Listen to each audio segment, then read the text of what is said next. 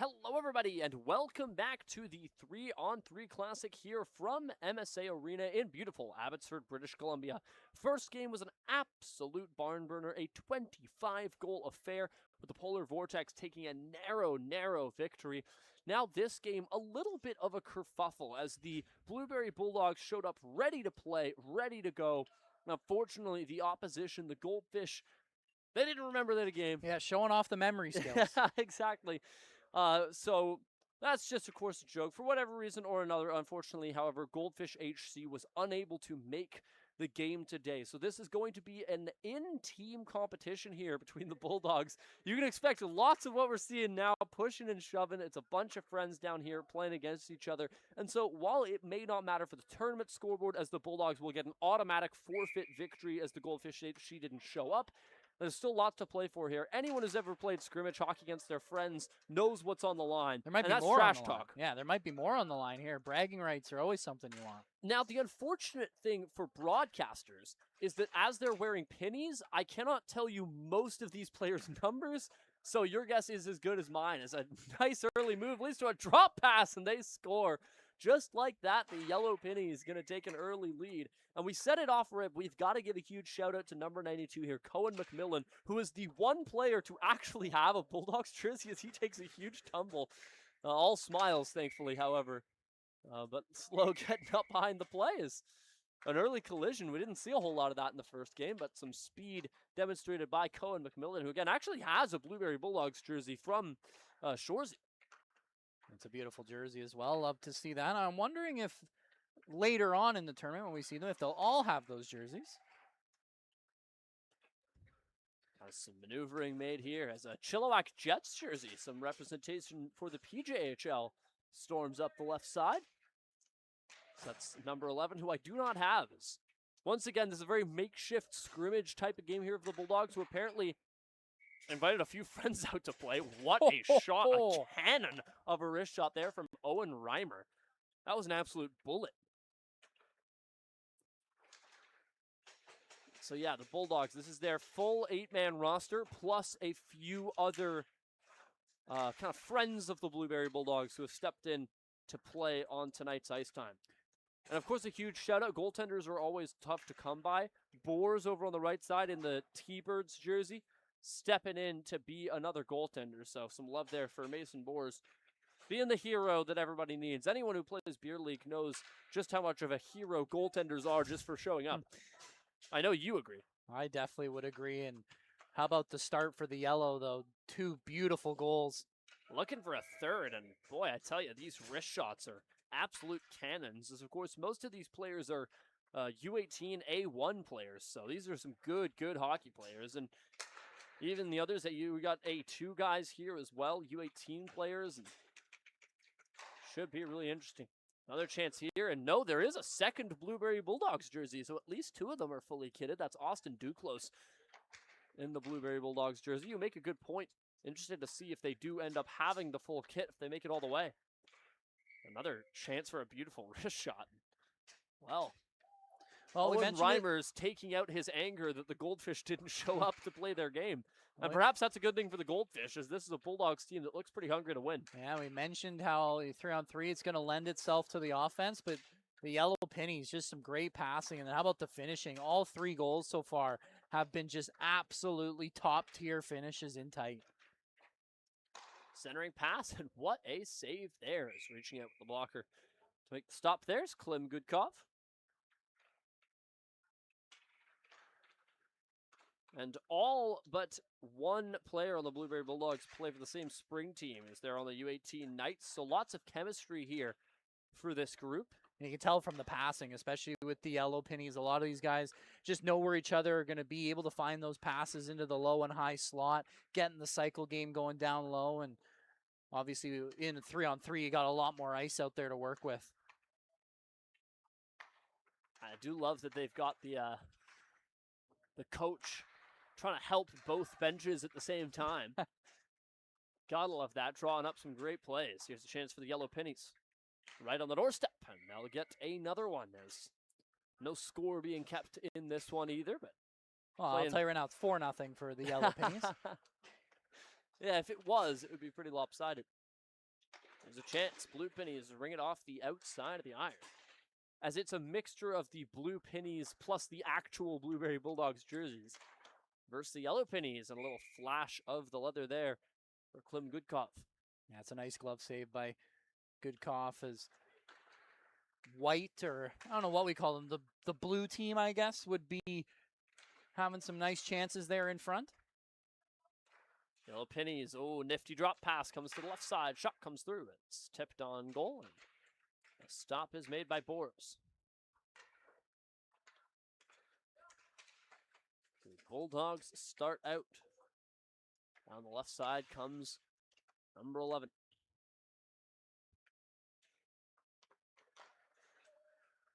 Yellow's now back the other way, out to the right side. Behind the net, makes a good move around the defender. He's got all kinds of space out in front, and a swing and a miss there from the Yellow team. Some smiles on the ice there after that attempt. And Blue able to find their first goal of the side there is Cohen McMillan, one of the two with the Blueberry Bulldogs jerseys, finds the back of the net. Once again, if you're just tuning in, this is a scrimmage game that the Blueberry Bulldogs are playing within themselves, as they were looking forward to a heated match between the Bulldogs and Goldfish HC, but unfortunately Goldfish HC could not make it here today. So the Bulldogs, they shall play on. Of course, they are slated to be the second game of the day. There is several more games to go. 2 more after this today, 4 more tomorrow, and then games all day on the weekend. Couldn't be more excited to be able to broadcast those here on the 3on3 Classic YouTube channel. After this game will be the Blues versus the Endermen, and then the final game of the day, the Hitmen versus Lemon Pepper. And how about the rush there for the Blues is going end to end. Another great chance for him. Another good save, though, by Goodkoff. One put on target, held on to, as it comes right back out. Dumped down the length of the rink, of course. No icing here. Yellow jumping on it, but it is the Chilliwack Jets jersey that's able to collect that one. Once again, apologies that we only have names for a few of these players, as it's kind of a motley crew with the Bulldogs having to fill in for themselves. It really is a bit of a motley crew game here.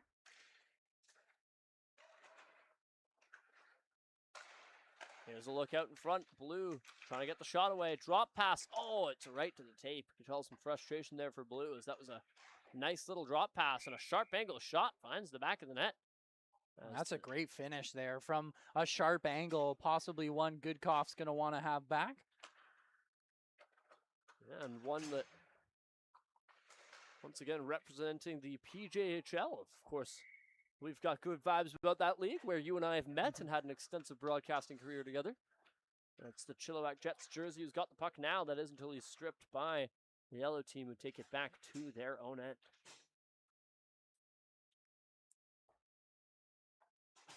Outstart the Bulldogs. They'll make the most of their ice time. Dancing through the middle. Chance out to the left side. Back out in front. McMillan just couldn't jam that one home.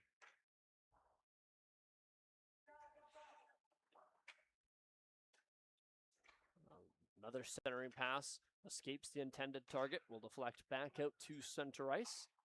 7 minutes to go in the first half of this one. The Bulldogs with a look on the doorstep. And the former Chilliwack Jet puts that one aside. I'm admiring how mismatched some of this gear is. You just gotta love the sport of hockey. I think I can count 3 different teams on his equipment alone. And a chance the other way, and a diving save from Boers. Keeps that puck out. Yeah, not nearly as many breakaways or 2-on-0s as we saw last game. Even though right as I say that, we have a 3-on-0 here. Tried to go in between his own legs, bar down. Instead, it's bar and out, as McMillan trying to put his own goaltender onto a highlight reel. And I mean, of course, it makes sense that this is less of a frenzied game, as of course it is just a scrimmage here. The Bulldogs primary concern is making sure that all of their players are ready to go for the next games. And yeah, no point in wasting ice time. Obviously, trying to build some chemistry. exactly, you practice what you can. There's a look from out high. Even the referees, a lot stopping and talking and joking amongst players. They are unlikely to be busy this game.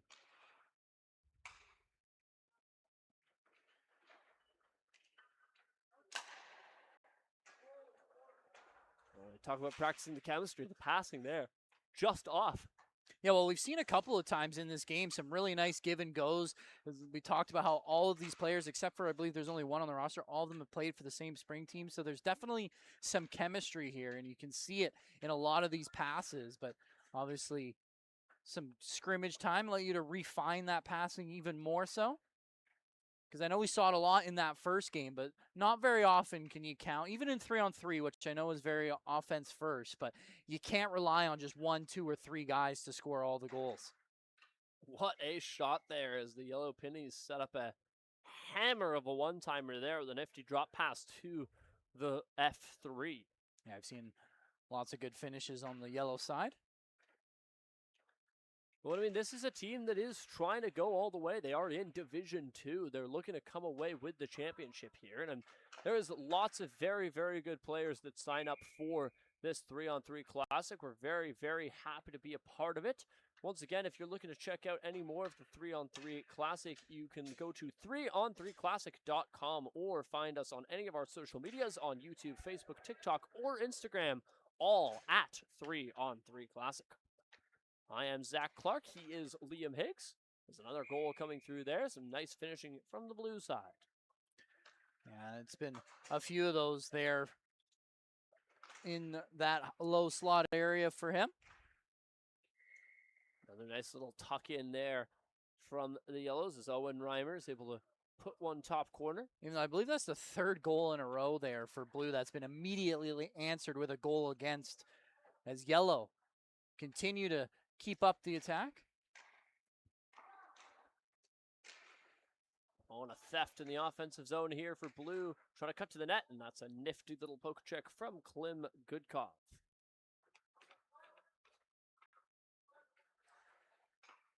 Slowing down, centering pass, tipped on goal, and Boers is able to hang on and make the stop. A little bit of the double pad stack there, if you will.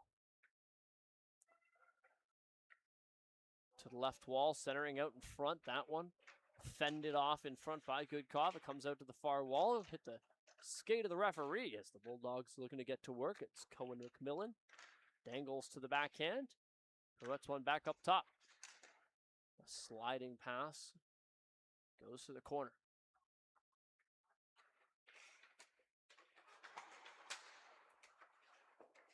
A few spectators in the stand. It is funny because, of course, initially this is supposed to be a two-team tournament. You can tell that all the spectators sitting on just one side as if they were divided. Of course, no Goldfish HC supporters in the house.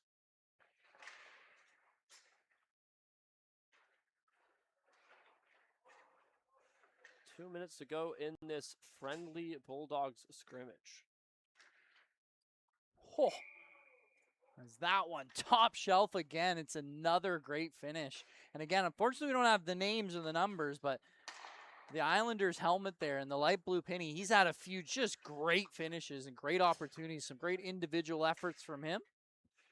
Yeah, we've got about 4 or 5 names and numbers. There's another goal scored there by the Yellow Immediately, like I Pennies. just said before, Blues had some great goals, but the defense game is giving up goals immediately after they score, 4 times in a row now.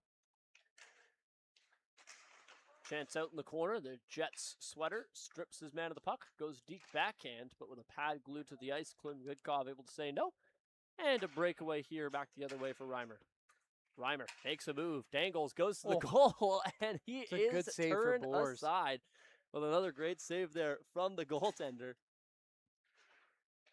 And coming through here with the Bulldogs, about 60 seconds to go in this friendly scrimmage.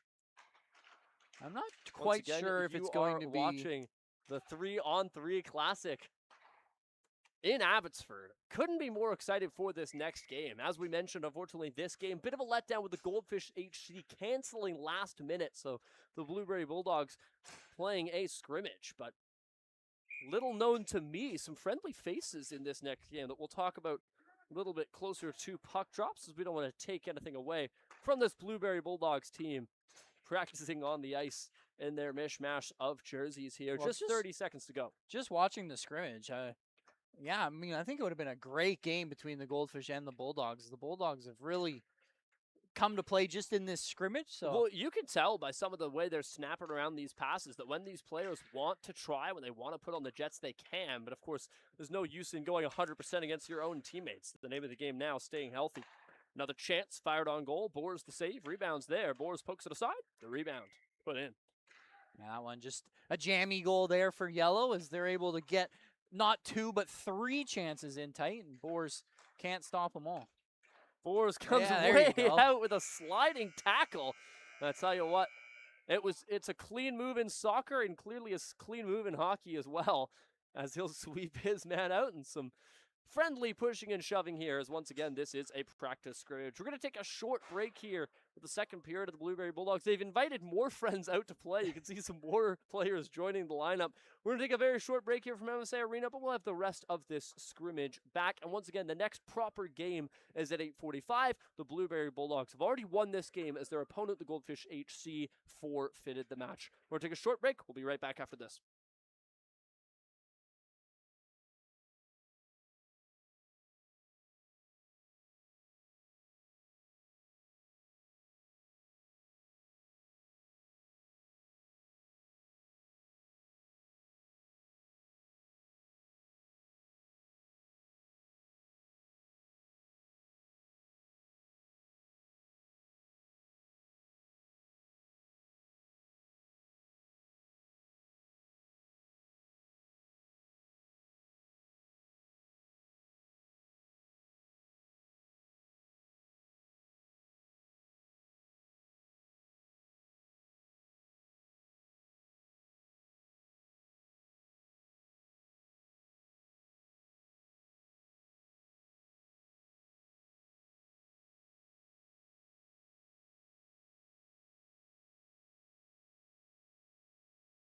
Hello, everybody, and welcome back as right away things getting started. And, we talked about the fact that we're kind of missing, the competitive atmosphere from game one between two proper teams, but scrimmages bring its own version of fun. I really enjoy that both of these teams added a substitute halfway through this game as another nice goal. Do you imagine that? You're playing a tournament, you can just bring in a ringer. Yeah, right? Just bring in someone who does something like that. A great move there in tight top glove as Yellow gets themselves on the board early here in the final period. Long shot, a stick save there from Boers. So the Bulldogs will have to make sure they're on their P's and Q's for their next game, as they've got a tough bracket there in Division 2. Lots of really, really good players from some top levels of hockey. As mentioned, most of these players from U18A1, some A2 representation as well.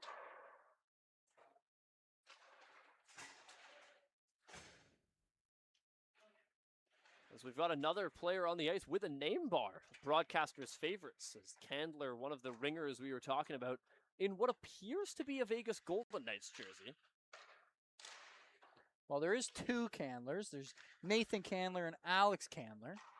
So, what a save there. But as to which one that is, your guess is as good as mine, my friend. Yeah, because the 2 Candlers we have, neither one wears 14. So maybe there's a third one. They could be maybe triplets. I suppose, pardon me, they're not twins. They are brothers, as the younger Candler plays U15. Here comes the guy in the Jets jersey, absolutely dangling Boers to the ice. As you see lots of laughs going on there between the two players.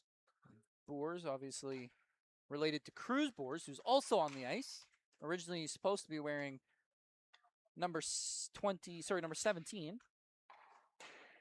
But obviously with the pennies, can't really tell you which one number 17 is. And I'm sure the players understand, of course, in a game against themselves. Some nice moves put on, but Boers stays with him. Boers had a big start to this period already. Some big saves, obviously giving up the 1 goal, but he's had a couple of stellar saves already here in this period. Yeah, and you hear the chirping from the bench as well. Going both ways. Aggressive poke check there thrown by the defense. And a blown tire gonna lead to a huge breakaway here. 2-0. The shot is stopped. Another chance here, still 2-0. And not a whole lot of commitment to defense there. No, definitely not. Good cough. Kind of gets left on an island, and a great job there following up on the rebound to get the pass out front, and I'm sure basically a tap in there for if yellow. this wasn't a scrimmage, the coach might not be so happy about that one. I think everybody went for a change. They didn't even try and back check. They just wanted off for the plus minus. And another 3-0 coming through here. And it has kind of devolved now into just being 3 players cherry picking at the opposing well, I will blue say lines. Goodkoff has made some really great saves. He's looked like probably one of the better goaltenders in this tournament. And, well I don't know if you want to leave him on edge or on an island for a 3-0 every single time. Well, I was going to say, you know, when it comes to a scrimmage, you're not going to see some huge checks. So as a player, you know it's not going to really emulate what an actual game is like. But for your goaltender, hey, a shot is a shot. So you can still get some real practice out of these, especially when this Bulldogs team has some players that could really shoot. And your buddies always want to score on you. They might not say they're trying very hard, but once they get past everyone, they're trying to score. And the first good back check of the game goes to Austin Duclos there as he puts in a commitment to defense. I'm sure Goodkoff happy about that. Shot back the other way, goes wide of the net. Yellow Pennies recover and send a long outlet pass to the far blue line. Dangle move. Puck quickly given up on. It'll be recovered. And they have retroactively fixed the clock. It is 9-3 in favor of the Bulldogs. The Bulldogs losing 3-9. Yeah, I think Bulldogs win this game regardless of who comes out on top. There's a finish there off of some nice passing. Again, one-timer, 5-hole there. Another chance for a break. That one missed the goal as the rangefinder just a bit off.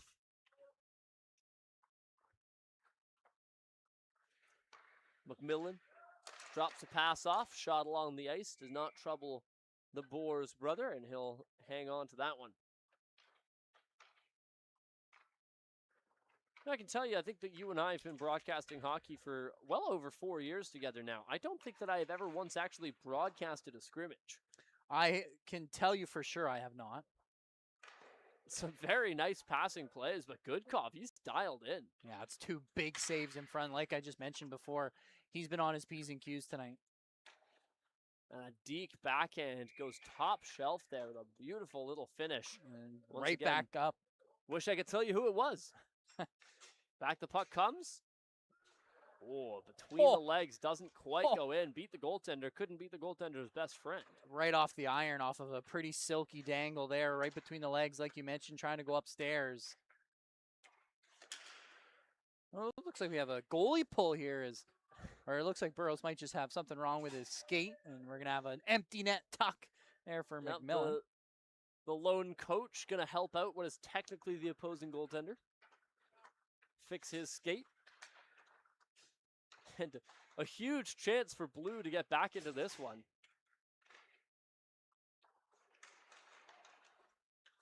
Here they come. Well, Boers gets back to his net just in time. That's a speedy repair job by the coach. We're going to have to give props where it's due. I think he might have just worked harder than everybody else.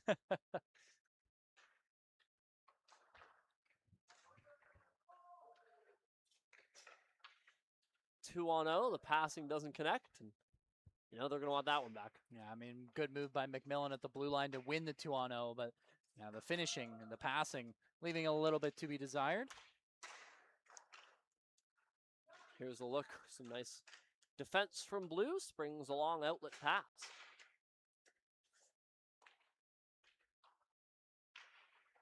On the outside, McMillan unable to find that one as he's taken into the corner by Candler.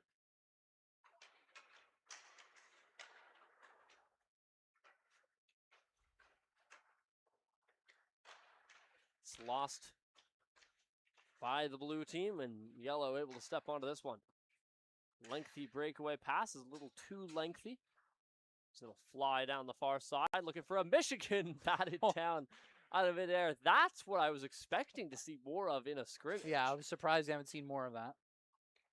I really want to put together where the Chilliwack Jets player's gear is all from. I believe that he's got a Chilliwack Jets jersey. Correct me if I'm wrong. Is that Trail Smoke Eaters pants? I'd have to double check. It might be the Kerry Park Rangers. Oh, it could be the Kerry Park Rangers. Or Islanders. Sorry. Islanders, yeah. Wrong New York team. Wrong New York team. Because I believe... No, you know what? You're right. That is a You're Kerry totally Park right. Islander helmet right there. Genius. So he's got both PJHL and VIJHL representation there. Oh, now you've said it. Yeah, you can see the Kerry Parks on the gloves. Now this makes me wonder if we can guess who it is. Not that much crossover between Chilliwack and Kerry Park, surely. 8 minutes left. Well, you saw the Chilliwack Jets a lot more than I did. That's true, although, of course, neither of us are super familiar with our Kerry Park Islanders. The fact that we keep calling them the Rangers would be the first dead giveaway of that.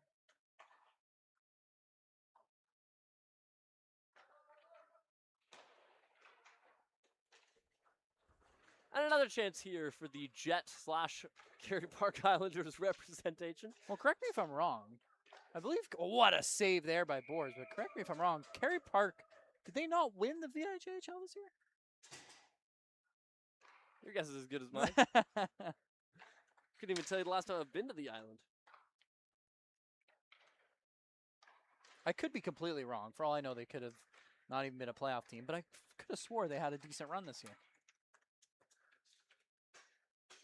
And here is a chance, a long diving play from the keeper. Love that. I mean, I can't believe that one stayed out of the net as Burroughs gets caught in no man's land. Here is a look, and now you asked me if the Kerry Park Islanders won it all last season. They were 2-46. That's what it was. So it was the opposite end of the spectrum. Yeah, a little bit away from a championship. It's the opposite end of the spectrum. But it certainly wasn't because of this mystery number 11, who is clearly well, for all we know, he could have finished the year with the Jets. He might have finished. He's got a training jersey from the Chilliwack Jets. True. The gloves and pants make me feel like that's got to be most up to date. Yeah, that's definitely where he probably finished. Here's another chance for McMillan. I love when he touches the puck because he's one of the players I can recognize the jersey number on. I just need it to be McMillan and Duclos for the rest of the night, and we are A-okay. Oh, and another big save there from Goodcock. Both goalies this period really coming up with some huge saves. We have gotten a message. We appreciate the messages into the chat, by the way. If you do ever have any roster corrections or anything for us to know about the game being played, please do put it in the chat. We'll try and see it when we can see it. But Foy Boers, who I assume, of course, from the Boers family, is saying, yes, they do have the whole team jersey. Okay, so we're good. They are, especially, I imagine, as the games really heat up, they will be ready to go.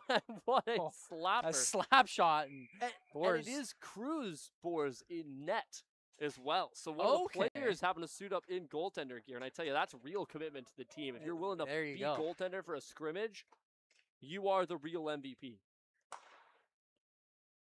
So thank you very much, Foy Boers, for that comment. We appreciate it. Well, I'll tell you what, for a player, he moves quite well in net. Yeah, you sometimes fooled me. Yeah, sometimes you couldn't really tell. And you do see it sometimes with especially the lateral movement, but for the most part, he's looked pretty solid in there. That's a big compliment from yourself, of course, goaltender extraordinaire. Yeah, well, yeah, something like that. 5 minutes to go in this scrimmage for the Blueberry Bulldogs. Once again, the Blueberry Bulldogs have won this game as the opposing team, the Goldfish HC, failed to show up. So the Blueberry Bulldogs on a little bit of a scrimmage here as they get ready for Game 2 of their tournament. But that'll have to wait for another day. It's good to know they've got the whole team jersey, though. I'm very excited to see that full kit. I'm very excited to see that. I think as a broadcaster, that's going to be my make or break for which team I secretly cheer for, is the team that looks more unified. Well, you can't go wrong with the Shoresy jerseys. I'll tell you that much. And here comes McMillan. Makes a move to the outside. And you said it. You cannot tell that he's a player. That was a good attempt at a save there from Cruz Boers. Unfortunately for him, finds its way under the arm. I mean, you could kind of tell with the lateral movement. I feel like someone who plays goaltender, you're going for a butterfly slide there, but when you're a player in there trying to have some fun, throw in a double pad stack. Buddy, gets a a piece two-pad of it. stack is always the right call. I'll tell you that right now. Goal. That's definitely a goal there after the bar down snipe. Prime Kirk McLean would have something to say about you disagreeing with the two-pad stack. Yeah, I don't know if that's what you see very often anymore. It definitely works, and when it does work, I mean, it looks good. Don't get me wrong. That is one of the best pieces of analysis that I've ever heard. It does work when it works. Yeah, and you are right. I mean, you have nailed it down to a T. When it works, I should say. It looks good, but it's not exactly a high percentage save. 3 minutes to go in this scrimmage. We'll take this time to once again remind you to check out 3on3classic.com for all the information and social medias regarding this event. I'd also like to give a huge shout out to David Stevens, the photographer working in between the benches, who I've had the privilege of working with across several different leagues. One of the best photographers in the business. You'll see his media all across our social media channels. And of course, Selly Entertainment, whose hands are all over the 3on3 Classic. As Blue takes another 1 point. I think that one might be. Has been taking quite the beating. I think that one might have been goaltender interference. I'm not gonna lie. It's okay. No one knows what that is, anyways. Shot goes off the outside of the post as McMillan feeds his unnamed teammate.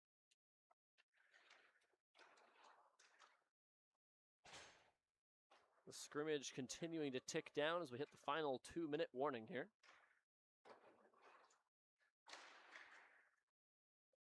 Another Michigan attempt. That one less successful than the first one. I mean, of course, neither one coming through. But we'll have to see who gets I'm sure someone will pull off a Michigan in this tournament at some point. Oh, what a save. I've told you, he's been locked in all game. The Goldfish maybe got a little bit lucky. I know they get a loss regardless, but man, Goodcoff.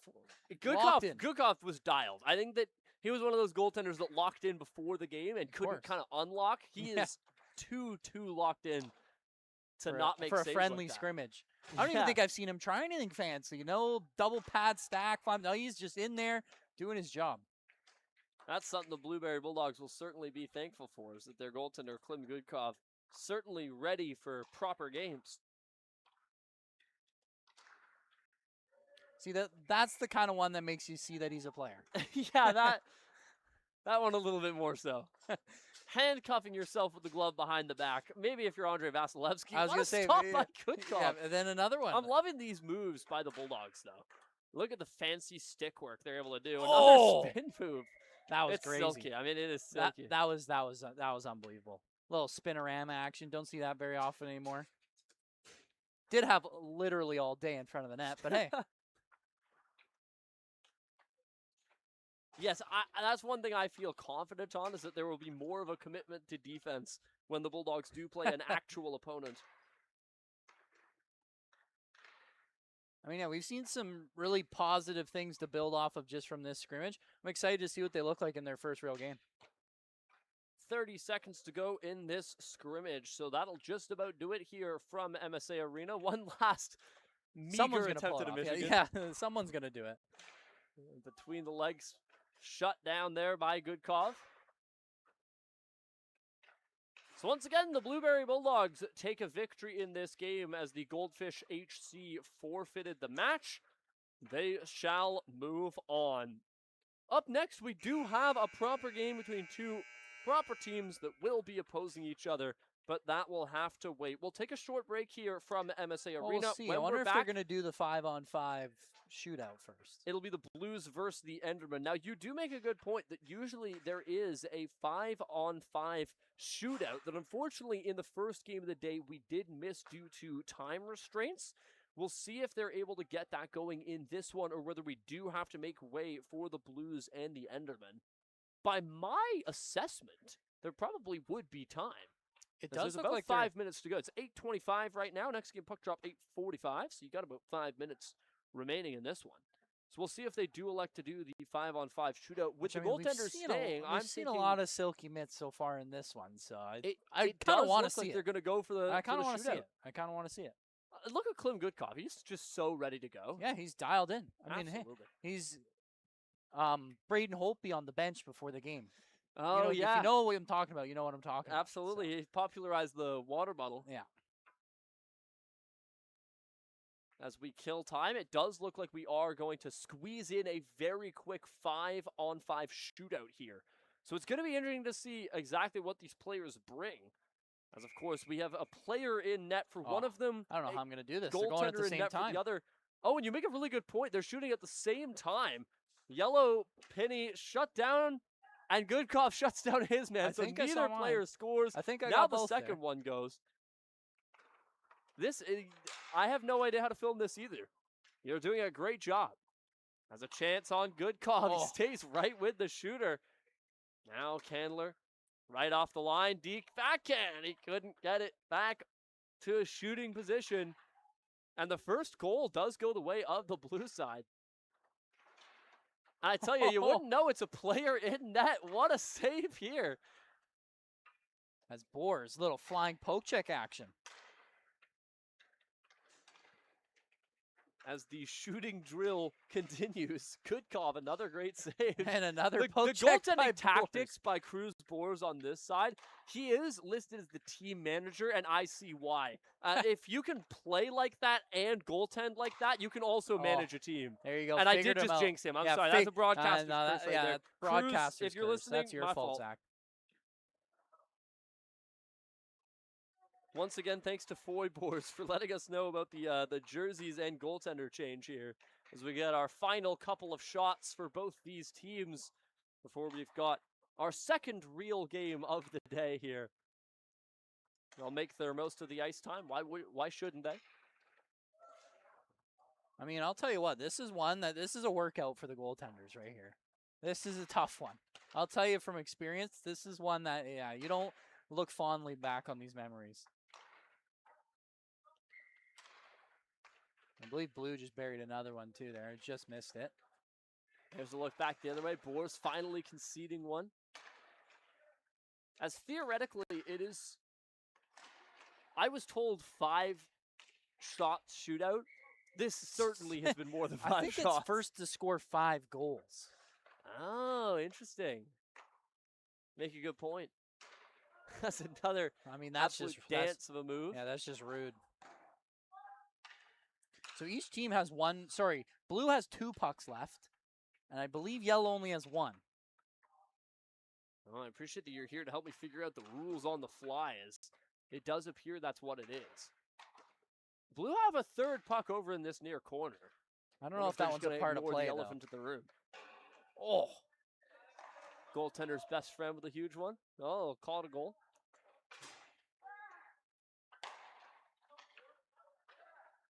Some very interesting shootout moves being tried by these teams. Blue scoring another one there. That one given the goal. So now I think Blue are down to 1 more. Oh, it looks like it.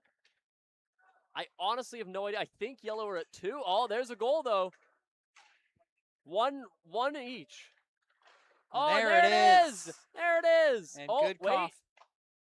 A good call. Oh, they're calling it no goal. Wait, they're calling goaltender interference. This one's not over yet. Oh, McMillan shut down by Goodkoff. And Goodkoff's made about 3 saves in this span. We've been talking about what's going on the other side, and there's another one. Yellow have scored. Yellow have stopped playing. I assume that means they've won this shooting competition.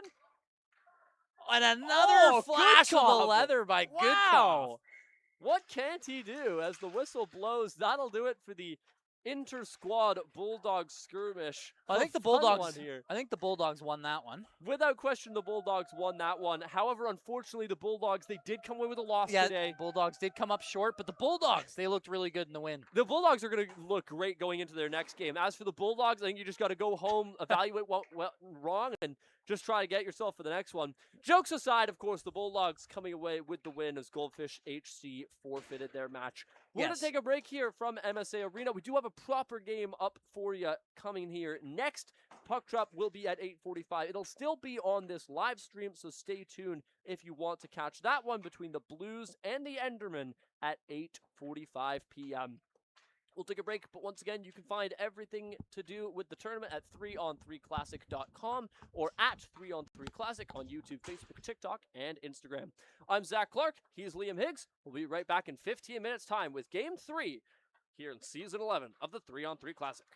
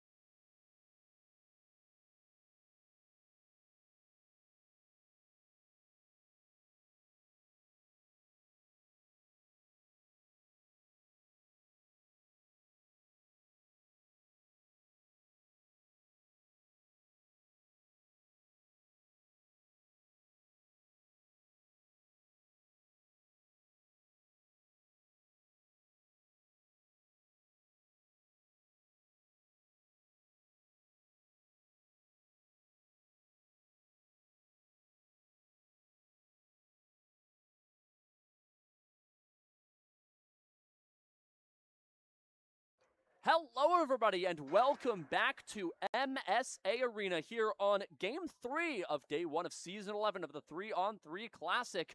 We've had some excellent games so far. Last game, of course, being a skirmish due to a forfeit. However, the game before that, the first game of the day, was a 25-goal, 13-12, back-and-forth barn-burner affair that we were told was one of the best games we've ever seen of the 3-on-3 Classic.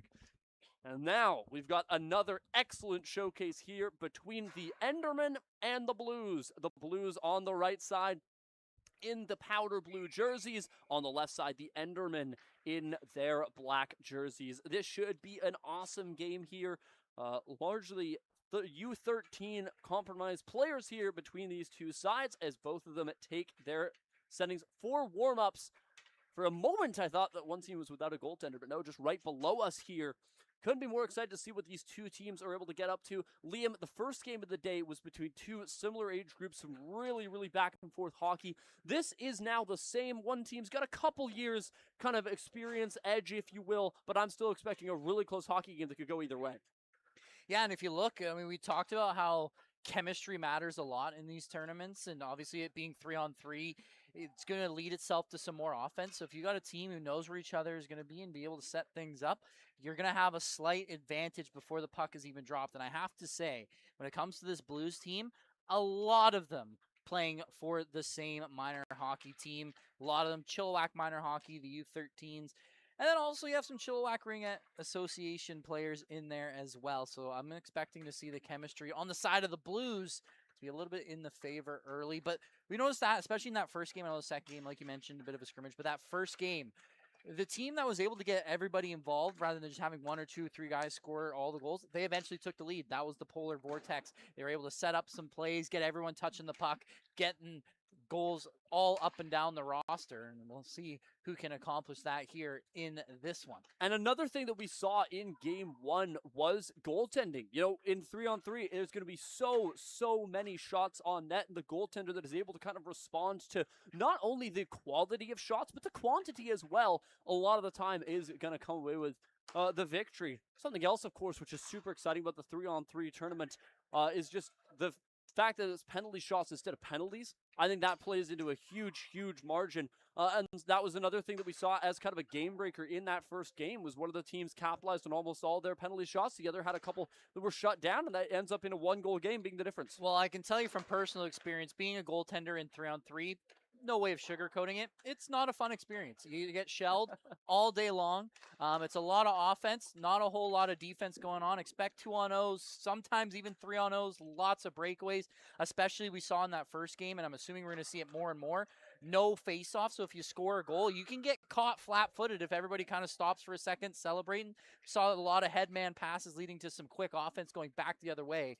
And yeah, you mentioned it. Goaltending and defense is just as important. I know we talk open ice offense, lots of goals, but whatever team can kind of figure out their own end first is going to come away with the win and have a very large advantage and help out their goaltender. Because I mentioned it in that first game as well, where as a goaltender in this, you're kind of expecting to give up your fair share amount of goals, but can you come up with big saves in big moments to give your team the edge? Because you're definitely not going to stop everything here today. That'll do it for the warm-up period here from MSA Arena. These teams going to collect the pucks from the net, bring them back to their respective benches, and we're just about ready to go here from MSA Arena. Once again, you are watching the 3-on-3 Classic here on the 3-on-3 Classic YouTube channel. You can also find us online at 3on3classic.com or on social media at 3on3 Classic for YouTube, Facebook, TikTok, and Instagram. 17-minute periods, 2 periods, followed by a shootout. The Blues versus the Endermen. And of course, this is a pivotal game for these teams. Of course, all of these games meaning a huge amount for both sides. And as we mentioned, this is an elimination tournament. There will be winners at the end of the day. And so these games, for all of the marbles. Yeah, and for all intents and purposes, like you mentioned, I mean, you want to get off to a strong start in these tournaments, right? You want to get the momentum going, get some points under your belt, and yeah, get off to a nice smooth roll here. I know this is the first game for a lot of teams, and you know, maybe some guys haven't played a whole lot of hockey here in the summer and in the spring, trying to shake some rust off. It's about getting off to a really fast start.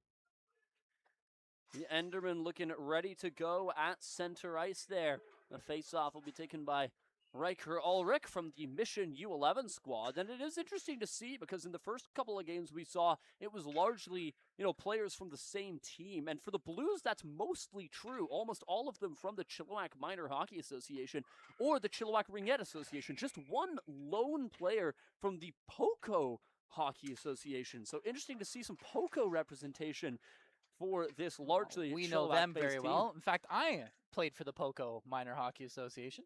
Well, perhaps that could be you in that. Yeah, perhaps. An early start here as the Blues bring it back into their own end. Emmett Kreiderman puts it up the middle. It's taken away. Puck goes right through the blue paint. As it comes right back out the other side. The Enderman trying to send a pass up the middle as they've got two shooters ready to pull the trigger. And it comes loose to the wall. The Blues recover, but cough it up to the Enderman on the line. Line across. It's played to the corner by Ethan Morgan, who's going to have to double back out to center ice. The Enderman retreat as the Blues start the attack. I haven't seen a lot of that so far. I know we're only 2 games in, but a little bit of a trap going on there for the Enderman. Yeah, some more strategy being implemented by these teams. As Lowell Fang heads down the left wall, he'll send it across to the right. Stepping out of that one, Ethan Morgan. Looking to get around the defender. Morgan stopped up by the defense, but Morgan able to step back onto that one. A centering pass broken up at the last possible moment, and now back start the Blues. A potential 2-on-1 building if they hurry. Flying down the wall. On McNulty, centering pass, backhand, and an excellent kick save to start this one for the netminder as Des Robertson showing some metal in between the pipes early. And back come the Enderman. Nice moves the Blues defenseman. Lost it, but has quickly recovered here now. As outstart the Blues. Up the wall, Cassidy Isaac able to send a pass forward. Here come the Blues, and the shot banned upon there. Stepping into that one was Jeremy Wickham, but just couldn't pull the trigger. Now Wickham gets another look. Jeremy Wickham to the goal, stopped by Des Robertson. Some excellent saves early on, and a third one made. Yeah, good pressure by the Blues, right? I mean, you talk about the gas tank, 3-on-3. You got to keep your shift short. If you're able to keep the other team on the back foot, chasing that puck in the offensive zone, in their defensive zone, you're going to wear on that gas tank quickly. Here's Cassidy Isaac. She shoots, and it goes just wide there. As she had a good lane to the net, did not miss it by much. And the Enderman really feeling the pressure here from the Blues early on. As an own goal scored there, a little bit of confusion and some friendly fire. Yeah, I think it was go for the Blues. I think it definitely will take those. If you're the Blues, is probably not the way they thought their first goal would go in, but it's going to count. And 1-0 here quickly. And in terms of the goal scoring, we talked about how offensive this game normally is 3-on-3. It's been a bit more of a defensive start for both of these teams. Some big saves by Des Robertson, not enough. Here come the Blues once again. It's Cassidy Isaac up the left side from the Chilliwack Ringette Association. Tries a centering pass. That one broken up at the blue line. Cassidy recovers it. It was briefly offside, but she forfeited possession. And now here come the Endermen. Streaking up the right wing is Archer Bradley. Bradley checked off the puck there as Karina Wickham threw a big check and then sends a stretch pass down the length of the rink. That one going to be ruled for the ice. And we'll have a little stoppage here as the Enderman will get a free possession. Still 1-0 here, as already I think this has been kind of a slower, more tactical approach from both of these teams than the free flywheel we saw in game 1. Here's a chance for the Blues, a goal line save by Robertson. Another great save there as the Blues had a look. This time William Mungayan put that one on target. Mungayan again feeds the back post. Return feed back up the middle, hits the skate. Now a backhander put on goal, glove down by Robertson. It pops loose in front. Mungayan finds the rebound. It's a kick save from Robertson, back out to the near corner boards. 13 minutes to go. Shots 8-1 in favor of the Blues. Yeah, and Des Robertson, really the main reason why this game is only 1-0 is he's come up with a few handfuls of big saves early on. And here's a chance for the Blues, 1-on-1, and the shot fanned upon there as it was an excellent move to get to the net by Spencer Brown, but just couldn't find a shooting lane, and now another chance in tight. Hits the outside of the post. The Blues all over the Enderman early on in this hockey game. Here come the Endermen. Ethan Morgan up the right wall. They started the game on the attack. They're going to look to get right back to it. Morgan spins, centering pass, and Light gets across. What a save, but the rebound scores. Enderman able to get themselves back on the board as Light makes the first save. The second one finds the back of the net. That's the Enderman's number 43, Riker Ulrich, able to tie this game up at 1, and it's anyone's game. We're seeing such a close contest. Yeah, I mean, not much help. I talked about as a goaltender 3-on-3, you're kind of left on an island a lot of the time, and that's exactly what happened there to Light. Makes the first save on a backdoor chance, and the rebound just sitting there perfectly ready to be tucked home. Here's Morgan, makes a move on the right side, cuts to the middle. Morgan shoots. It's blocked by the defender. Now a foot race back the other way. The Blues could potentially have a 2-on-0 if they hurry. Here's Rhodes, Oakley. Oakley shoots. Stopped by Robertson. Gets his own rebound, and it hits the outside of the net. Puck sits below the goal line. The Enderman will bring it up to the near wall. Here's Morgan. That one dumped in behind the goal. And the Blues start out. I have to say, I think I got my expectations set that there would be 25 goals a game after the game one. I mean, it's been a lot closer. This is much more of a tactical hockey game, like you mentioned. The coaching strategy, all that is involved in this one. And quite frankly, just players doing a better job of taking care of their own end first. Absolutely, and it makes sense given the differences in ages. Of course, the first game of the day, U7, this one largely U13. Here's another chance for the Blues as the centering pass goes across. Emmett Kreiderman just unable to get a stick to that one, and the Endermen get a chance back the other direction. It's the goal scorer who gets a chance to go on net, looking for his second of the game. The shot goes wide of the near post. That's Riker Ulrich. He's got one, looking for two. Another chance for Ulrich, ends up hitting this outside of the net. The Blues steady.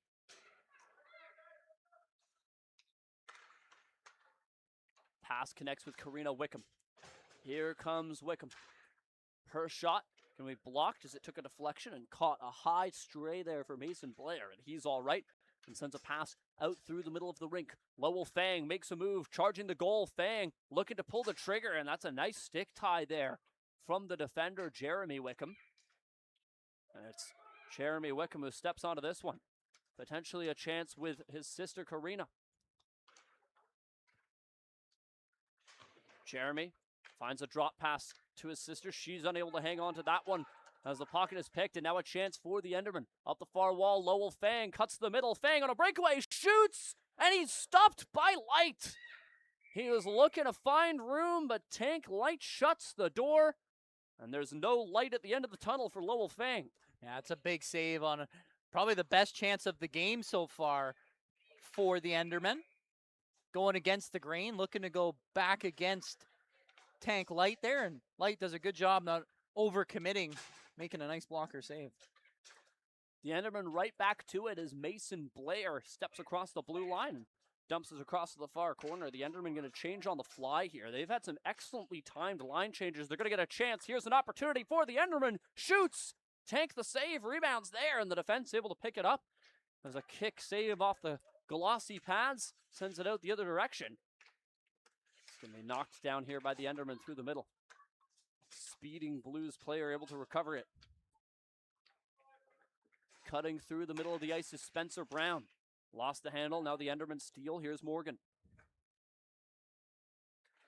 Ethan Morgan takes it to the corner, slows things down as he's waiting for his teammates to catch up to the play. All is steadied now as Morgan handles it below the goal line. Tries a centering pass. That splits his teammates and makes its way back out to neutral territory where the Enderman will look to reset. 8 minutes to go in the first of two periods here between the Enderman and the Blues. Currently, this game is tied at 1 goal apiece. Yeah, this has been much more of a defensive hockey game, if you will. Both teams, like I said, definitely taking care of their own end first, which is, quite frankly, this is how you win hockey games, even in 3-on-3. William and Jam puts a shot wide, and well, you said it, Liam. Defense wins championships, and that's not just talking about the players on the back end as well. As much as me and you would love to have every game have 25 goals, it's just not realistic. Defense wins championships, but offense wins the heart of broadcasters. I'll ask you which Exactly. you think's more important. Exactly. The heart of broadcasters, of course. Nice stretch pass there from the Blues, just unable to be picked up there by Spencer Brown, who has to chase it over to the left side corner. Brown around the goal and out to the right side. His teammates have caught up to the play. Here's Spencer Brown. Puts it towards the goal. That one takes a deflection, heads into the corner. Maverick Williams chase. Williams puts it up the middle, and that one just escapes his teammate, but it's held onside of the blue line. Long drive by the Blues, tipped on goal. There's a rebound there. Des Robertson is able to cover. He will hold on. Yeah, hasn't been a lot of chances for the Blues these last few minutes. Not getting as many chances as they were in the beginning of the game. Just got to start trying to get some rubber on net. You got a good screen in front, but another nice save from Des Robertson. Here's another chance for the Blues on the backhand to the goal. Robertson makes the stop. The rebound's cleared. Oh, it looked like a sure goal for the Blues, and at the last possible second, the Endermen get bailed out. That was the stick of Riker Ulrich, who broke things up right in the blue paint. Yeah, I mean, you don't get much closer than that. The Endermen feeling the pressure. The Blues steal. It goes back and forth, trading possession here. The Endermen a chance to break out of their own end. They'll do that as they cross neutral ice. Ulrich trying to spring himself, but just unable to step away.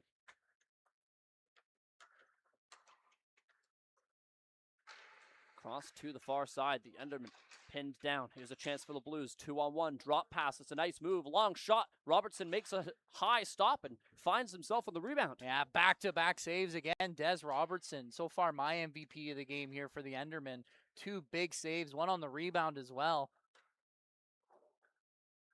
The Blues continuing to hum in the offensive zone. Pass to the high slot. Deaking working with that chance for the Blues, and Robertson, what a stop! Going underneath the blocker there as Maverick Williams has a heck of a shot on him, and it's just handled by Robertson, who's really presenting a challenge here for this Blues offense. Yeah, it's a great job by Williams making his own shot, puts on the brakes, kind of opens up a shooting lane for himself, but not only does Des Robertson make the save, but able to squeeze the rebound as well with 2 blue shirts in front of him. The Endermen, with 5 minutes remaining, will retreat into their own end. And yeah, didn't see a lot of this in this first game either. Lots of setting up behind their own net, looking to have actual breakouts that are set up and, you know, coached, if you will. Well, you said it. The structure is just very much more so implemented in this game than it was earlier on, and you can see that there as Light gloves the puck down, springs his defender. Out comes Wickham. Here's Jeremy Wickham to the goal through the defense, and Robertson with a pad save denies Jeremy Wickham. And just another huge save there by Robertson. I mean, it's a great breakaway chance and not enough elevation on the backhand. Karina Wickham slows down the attack, but it's well recovered here by the Enderman with a chance on goal, and the shot comes wide from Riker Ulrich. He has been the heartbeat of this Enderman attack. I feel like every time they get a chance, I'm usually saying Ulrich's name. Here's a chance from the blue line as it's sent through the middle. Wickham will slow it down. She's pursued by Ulrich, who forces a turnover. Here's a chance, and Light makes the save. An unguarded 2-on-0 after a defensive zone blow, and Light bails his squad out, keeps this a 1-goal game. Light does indeed bail his squad out there, as it's a horrendous turnover in front. Here's a chance on a breakaway back the other way. Bar down for the Blues as William Munjayan goes end-to-end, tucks it just below the crossbar, and the Blues lead 2-1. What a shot there. That's the kind of finish you're going to need to beat Des Robertson.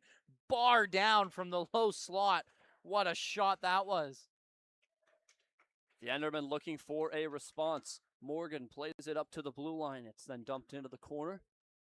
The Blues will go to recover as Owen McNulty sends a long pass through the middle. It's picked off by the Enderman. A potential 3-on-1. Long shot stopped by Light. Rebounds there, and it's shoveled wide of the goal by Morgan. He'll try a centering pass. It's broken up by the Blues defense. Near disaster, crisis averted, and now a chance back the other way. Potential breakaway for the Blues. Spencer Brown is stopped by Robertson, coming out to challenge. We saw a lot of unsuccessful poke checks earlier in the day. That one successful. The Blues get another look, and Robertson glues the pad to the ice. This has been an absolute clinic from Des Robertson. Yeah, just another huge save. And how about that on the breakaway before? doesn't bite at all on the little fake to the backhand, sticks with the guy the whole way on the forehand side, and like you said, a little bit of a poke check there, able to make a nice save. Morgan puts it to the corner. Centering pass goes wide of the goal, but Ethan Morgan steps back onto it, puts it up the middle. That one tipped wide there as the defender, Owen McNulty, got a stick in the lane, and now back flies Spencer Brown with another chance. Brown looking for the goal, and Robertson gets it again. I mean, it's the same thing. Going to that backhand, he's so good at getting his legs there, almost I used to call it the froggy legs, just kind of going back there in desperation. But he's doing a good job taking away that bottom half of the net. If you don't get the elevation you need on those backhanders, it's going to be a save 9 out of 10 times. Here's a chance to the goal, and the one-timer comes wide as an awkward cross-the-body shot from Emmett Kreideman. Still nearly got it on target. A respectable attempt as the Blues look for another one, but Roberts makes a save. Robertson.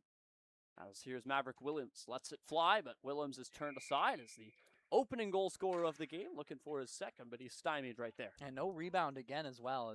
Des Robertson's been the MVP of this game so far, but his team, the Endermen, need to give him some love on the other end and get him some goal support. And here come the Endermen looking to do just that. Long shot in on light. Rebound. They score. As Tank makes the great first save, but he's unable to get to that second one.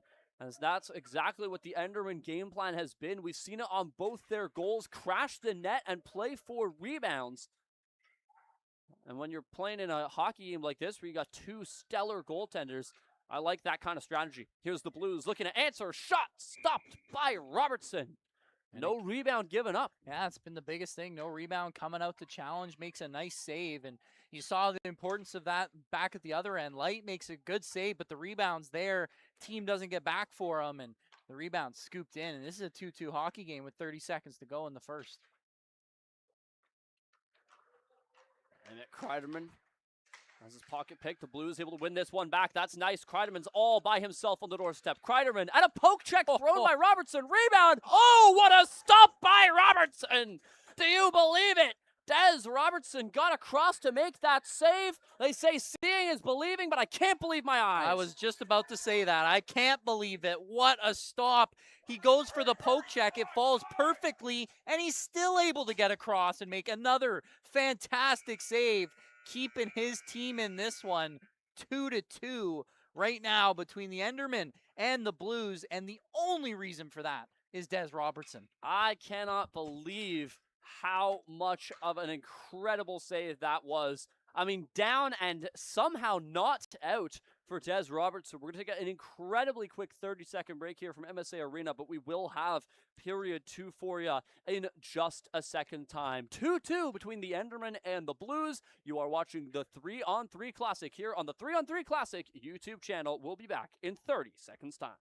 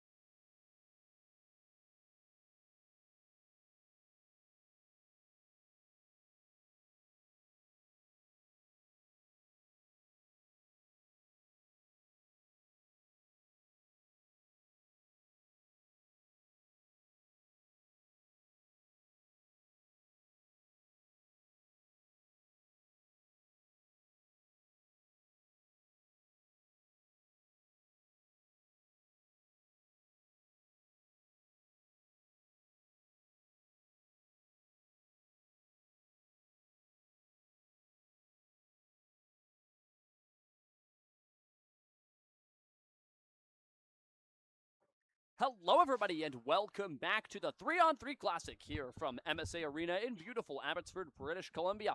It's been an absolutely electric game here between the Endermen and the Blues, as close as you could ask for. We are halfway through this hockey game. It's tied at 2 goals apiece, despite a 24-13 shots on goal lead for the Blues.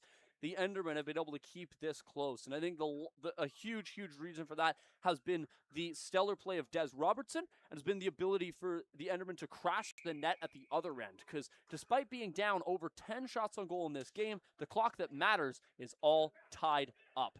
They're going to have to be on their details here, as we saw lots of great offensive rushes from the Blues, and I was expecting to see that again as we have both of the Wickhams out at the same time.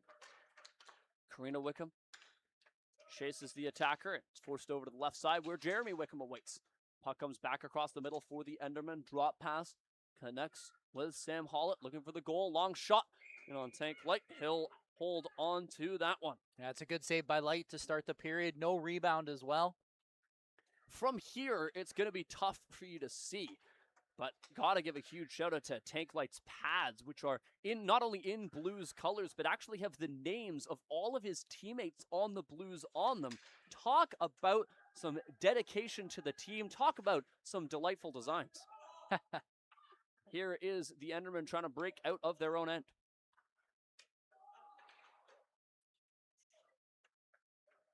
Puck brought across center ice. The pass from Lowell Fangs, broken up through the middle by Karina Wickham. And here she comes up the right wall. Wickham trying to step around the defender. She's slowed down, but she stays right with the puck. Good back check there from the Enderman. Force it back out to center, but her brother Jeremy awaits, and he'll dump that one right back in.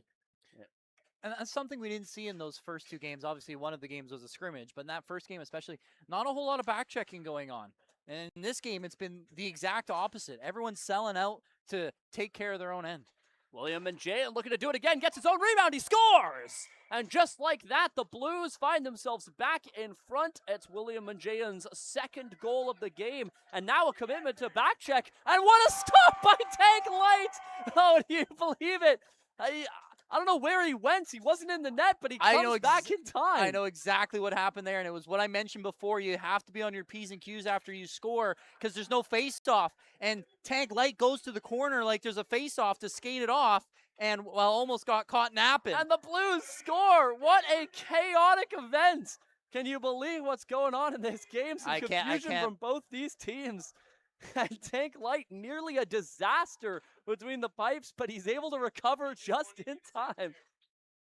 I can't believe what I just witnessed. And then going back the other way, how about the selflessness of William Manjayan to pass it over and tuck it home? Yeah, William Manjayan's got to be my pick for player of the game so far, as the Blues score another goal. Another one perfect set tap up. Home play, as Spencer Brown finds his name on the score sheet there. And this has gone from bad to worse for the Endermen. Just a few moments ago, this was a tied game. Now 5-2 for the Blues. Yeah, it's another point for William Manjayan. Again, just nice passes into the middle of the ice, setting up his teammates for some easy tap-ins. And not only that, he's put two away himself with some crazy shots. And I just loved the hustle and the back check from Manjayan. That's what you want to see. A commitment to defense, and he's shown it time and time again. Here comes the Enderman. Toe drag maneuver, turned aside. Stick save by Tank Light. The puck comes wheeling back out the other way, and coming way out is Des Robertson. He'll have to play that one as both of these teams get to work on a partial line change. So a little bit here of a step up in terms of the intensity and the offensive production here for both teams, especially the Blues, who have put away 3 quick goals in about 6 minutes. Not even, sorry, in about 3 minutes. Riker Ulrich chases that puck in down low, as it'll be collected here by the Blues, who are happy to slow things down and take a breather, as the game got really chaotic for a bit. And I'll tell you, both of these teams' coaches telling them to just take a breath, get a little breather, and make sure that everything is A-okay. As the puck's brought back into the Blues end, a lengthy outlet pass and a potential look for a breakaway here as the Blues get to the attack. It's Emmett Kreideman up the middle. Kreideman shoots, stopped by Robertson. Rebound there for the Blues, looking to get it on goal. Another kick save by Robertson. Unbelievable goaltending there from Des Robertson. Win or loss, should be very happy about their gameplay between the pipes. Yeah, it's just another great set of saves. Gets the rebound as well. That little hesitation for that follow-up chance allows Des Robertson to spin himself back around and get set for the second shot. and he kicks it out. Well, and something that's a huge talking point about goaltending, even at levels such as the National Hockey League, is the ability for a goaltender to direct the rebound. Not only make the save, but send the rebound to a specific position on the ice. And we saw that there with both of those pad saves being kicked to defenders. Now here's another chance for the Blues. Stopped by Robertson, who shuts the door there, right in the face of Maverick Willems, looking to find his name on the score sheet again. Yeah, a little bit of deja vu. I feel like we're going to be saying Robertson a lot here going forward.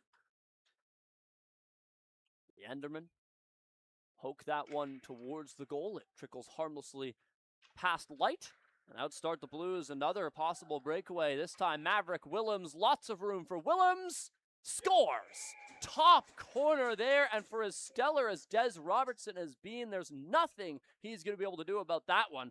As Maverick Willems finds Twine. And it's now 6-2 for the Blues. And I talked about it before, about how 3-on-3 for goaltenders, it's never your best friend. Des Robertson's been having a fantastic game, but you can only give up so many breakaways as they do so right again there. And another breakaway given up, this time Kreideman stopped not by the goaltender, but by his best friend as he hits the post. And the Enderman trying to get back to an attack that has evaded them for the last few minutes, and now here's an opportunity for Karina Wickham. She steals the puck, she shoots, and it's just wide of the goal. She did not miss that far post by much. Wickham brings it back through the middle and connects with Cassidy Isaac. She plays it up the right wall. Lost the handle for a moment. And now Ethan Morgan through the middle. That one bounces across the blue line. Back and forth. Here's a chance. Ethan Morgan on the doorstep. Sharp angle. Shoots. Fought off at the glove hand of Light. Comes over to the corner where Cassidy Isaac awaits. Tries to send it up the boards, but it's intercepted by Calvin Stewart. He'll put one towards the goal, and Tank Light freezes play. And even Light has come up big when he's had to, and we talked about that before, is you're going to give up goals in 3-on-3. That's just what's going to happen. Well, how do you bounce back? How do you make the important saves, the big ones when they're needed? And Light's done just that so far. Some big body checks being thrown below the goal line there. Something we've not seen a whole lot of in a very clean game. The amount of penalty shots we saw in game one of the day was we saw numerous. 4 or 5. We haven't seen one so far.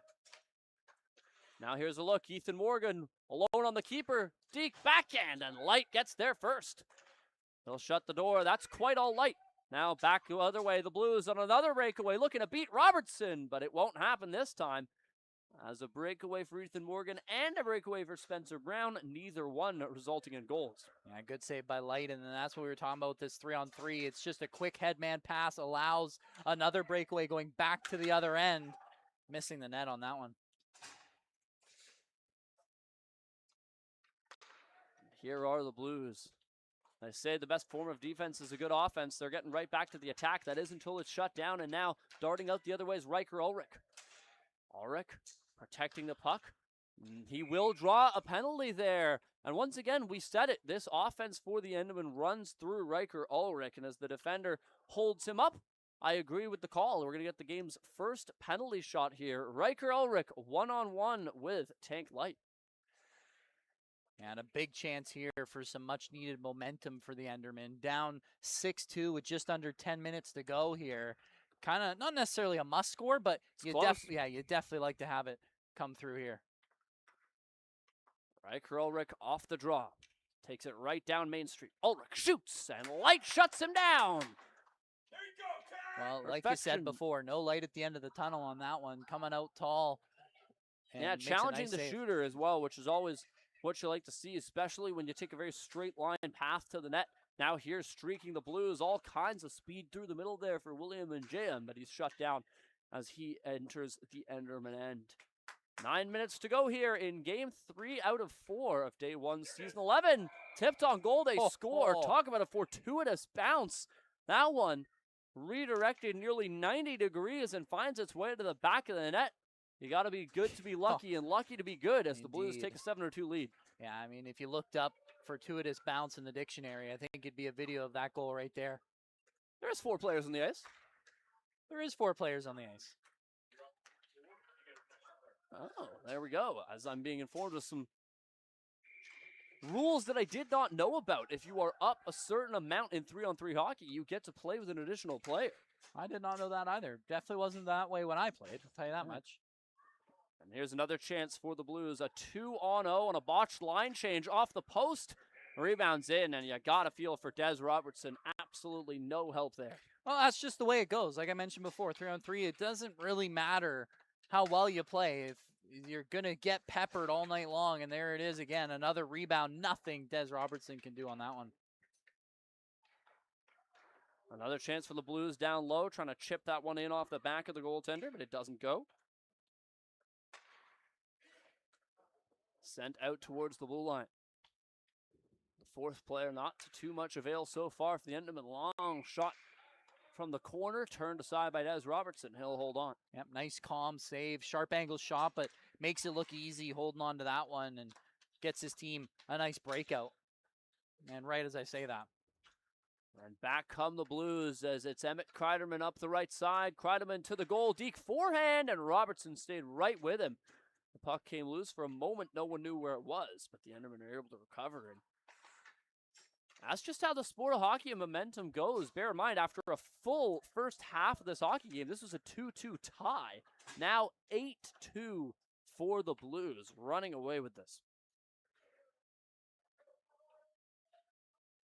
Well, I think for me, for the Blues style of play, is they're playing a lot of, everyone was getting back, playing their end properly, like it was 5-on-5, but in this second period here, you've seen a lot more, not necessarily cherry picking, but able to get away from their defenders, get in behind the defenders, a lot more breakaways, a lot more 2-on-1s, 2-on-0s, and well, obviously it's paid off for them here in this period so far. Not just about just over halfway through this period, and 6 goals for them alone.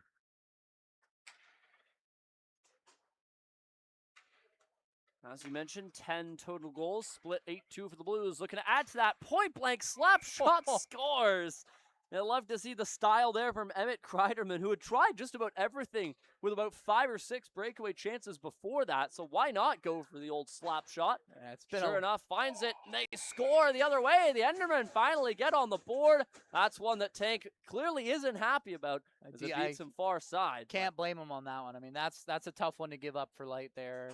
Too deep in his net, and that one just right through him. And you can see the sadness in between the pipes there for the netminder, but at the end of the day, it is 8-3. Well, like I said, at the end of the day, you expect to give up goals if you're a goaltender here in 3-on-3. It's about the saves and the importance of the saves, I should say, that you're able to make in the big moments, and I think Light's done just that, but that one right there, definitely a tough one. Thankfully, if you're going to have a bad goal, save it for when your team's up 8-2. Back on the Blues. Or pardon me, back on the Endermen looking to attack here on the Blues. Chance as it pops out right in front. Opportunity for Calvin Stewart towards the goal. Light diving, sweeps it away with the goal stick as it's corralled over to Cassidy Isaac. She'll play it through the middle. It's knocked down by the Endermen and send a puck towards the net. Reaching out with the glove is Light. He'll drop it for the defense, and the Blues head back to the attack as we hit the final 5 minutes here from MSA Arena. Yeah, Light does a good job. Just scoops it up off the floor and is able to slow things down for his teammates.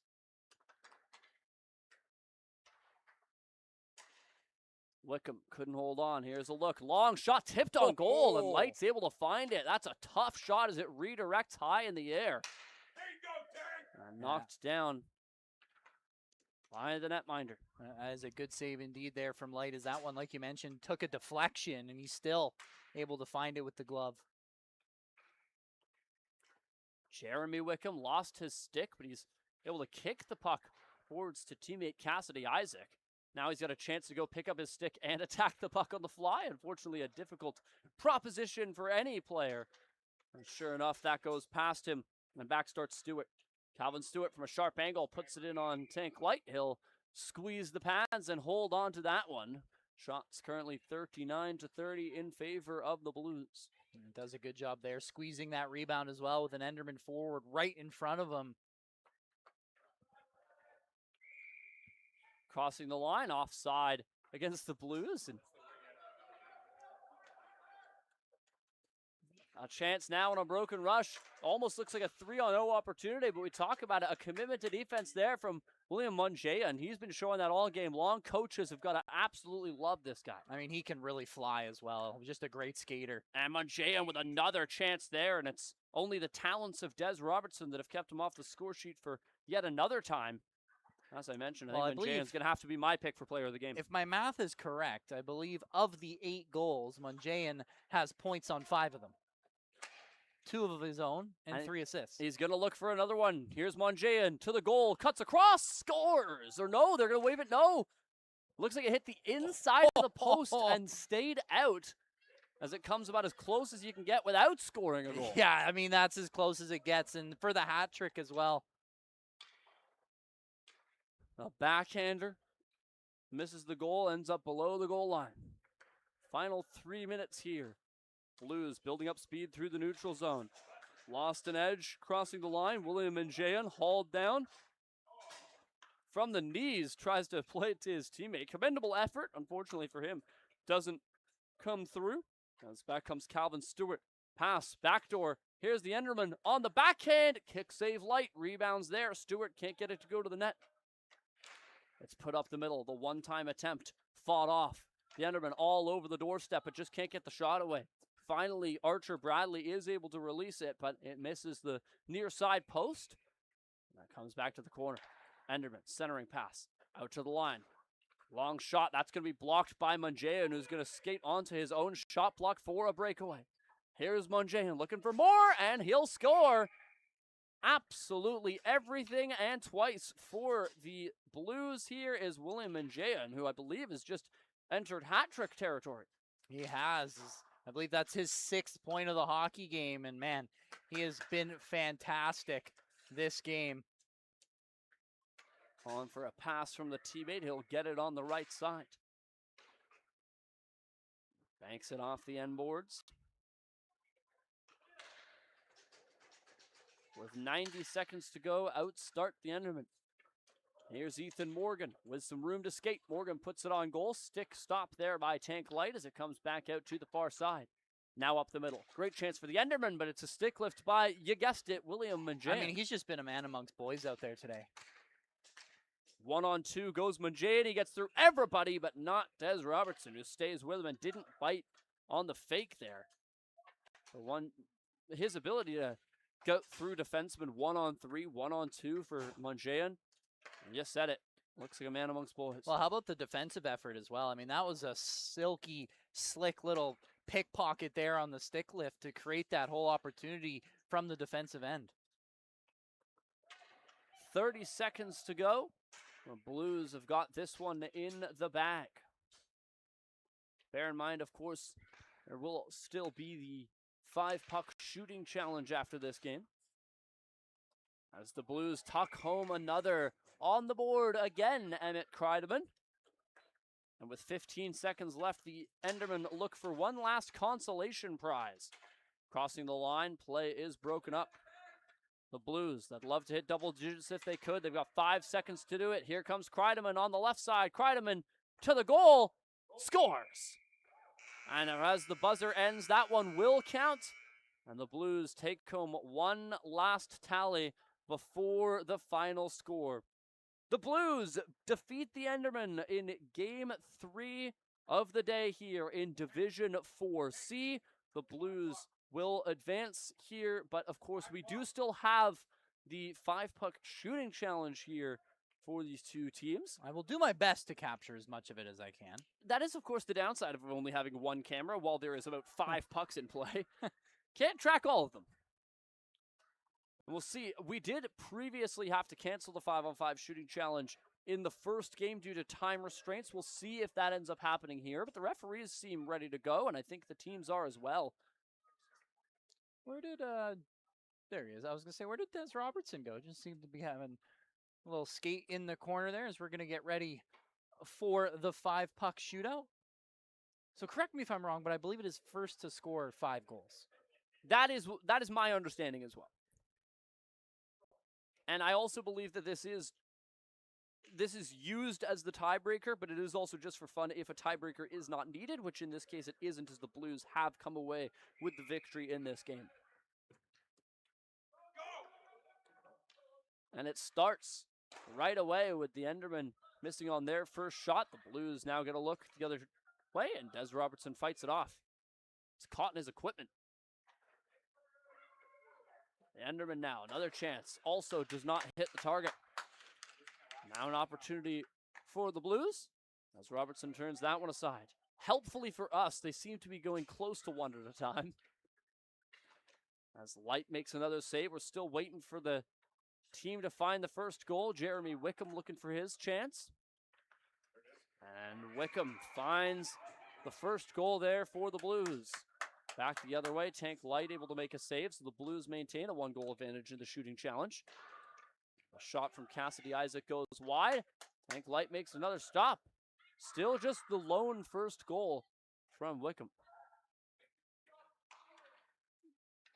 And now here's Karina Wickham with a chance to score as her brother was able to before her, and Wickham goes top corner. That's now 2 goals scored by the Blues, and I believe still none over at the other end so far for the Endermen. They've got another opportunity to try to get one here, but it's right into the glove of Tank Light, and the Blues will maintain their 2-goal advantage in the shooting challenge. A couple players taking a tumble, but right back to action as the 3rd goal for the Blues. And back the other way, the Endermen get their first. 3-1 now in the shooting challenge.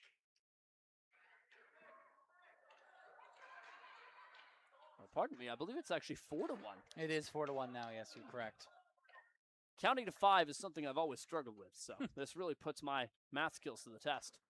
A nice attempt at a deep backhand from the Blues is turned aside by Des Robertson. Huge lead here for the Blues. This is all going to be just about trying to find that last one. They've got the time to take every shot slow and steady, but Des Robertson shuts the door on that attempt. A slow attempt from the Enderman, turned aside by the gorgeous pads of Tank Light. And now the Blues with a chance to end the game, and there it is. The shooting challenge won by the Blues, as was the game. A courageous effort from the Endermen, but they do fall in regulation to the Blues, who win Game 3 here from MSA Arena, and they'll move on in Division 4C. Yeah, I mean, what a game there for the Blues. Really rallied towards the end. As, like you said, halfway through that game, it was a 2-2 scoreline. They were peppering Des Robertson, but he could only weather the storm for so long, didn't get enough support from his teammates, and eventually the dam broke, and man, the Blues really took it to them. 9-3, the final score. Yeah, you mentioned it. I mean, that's the sport of hockey right there. You'll love it. The momentum can change just like that, especially in 3-on-3, which is a much faster game, but it is always wild when you see 17 straight minutes of incredibly close back and forth hockey, only for one team, this being the Blues, to be able to pull away so elegantly in the second period. But ultimately, it's the Blues winning today's contest.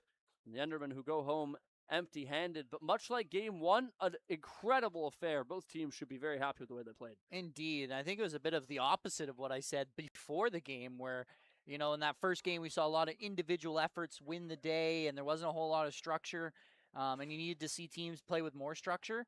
In this game, especially at the beginning, we saw a lot of structure, a lot of playing defense, doing a really good job of being able to set up and take care of their own end first.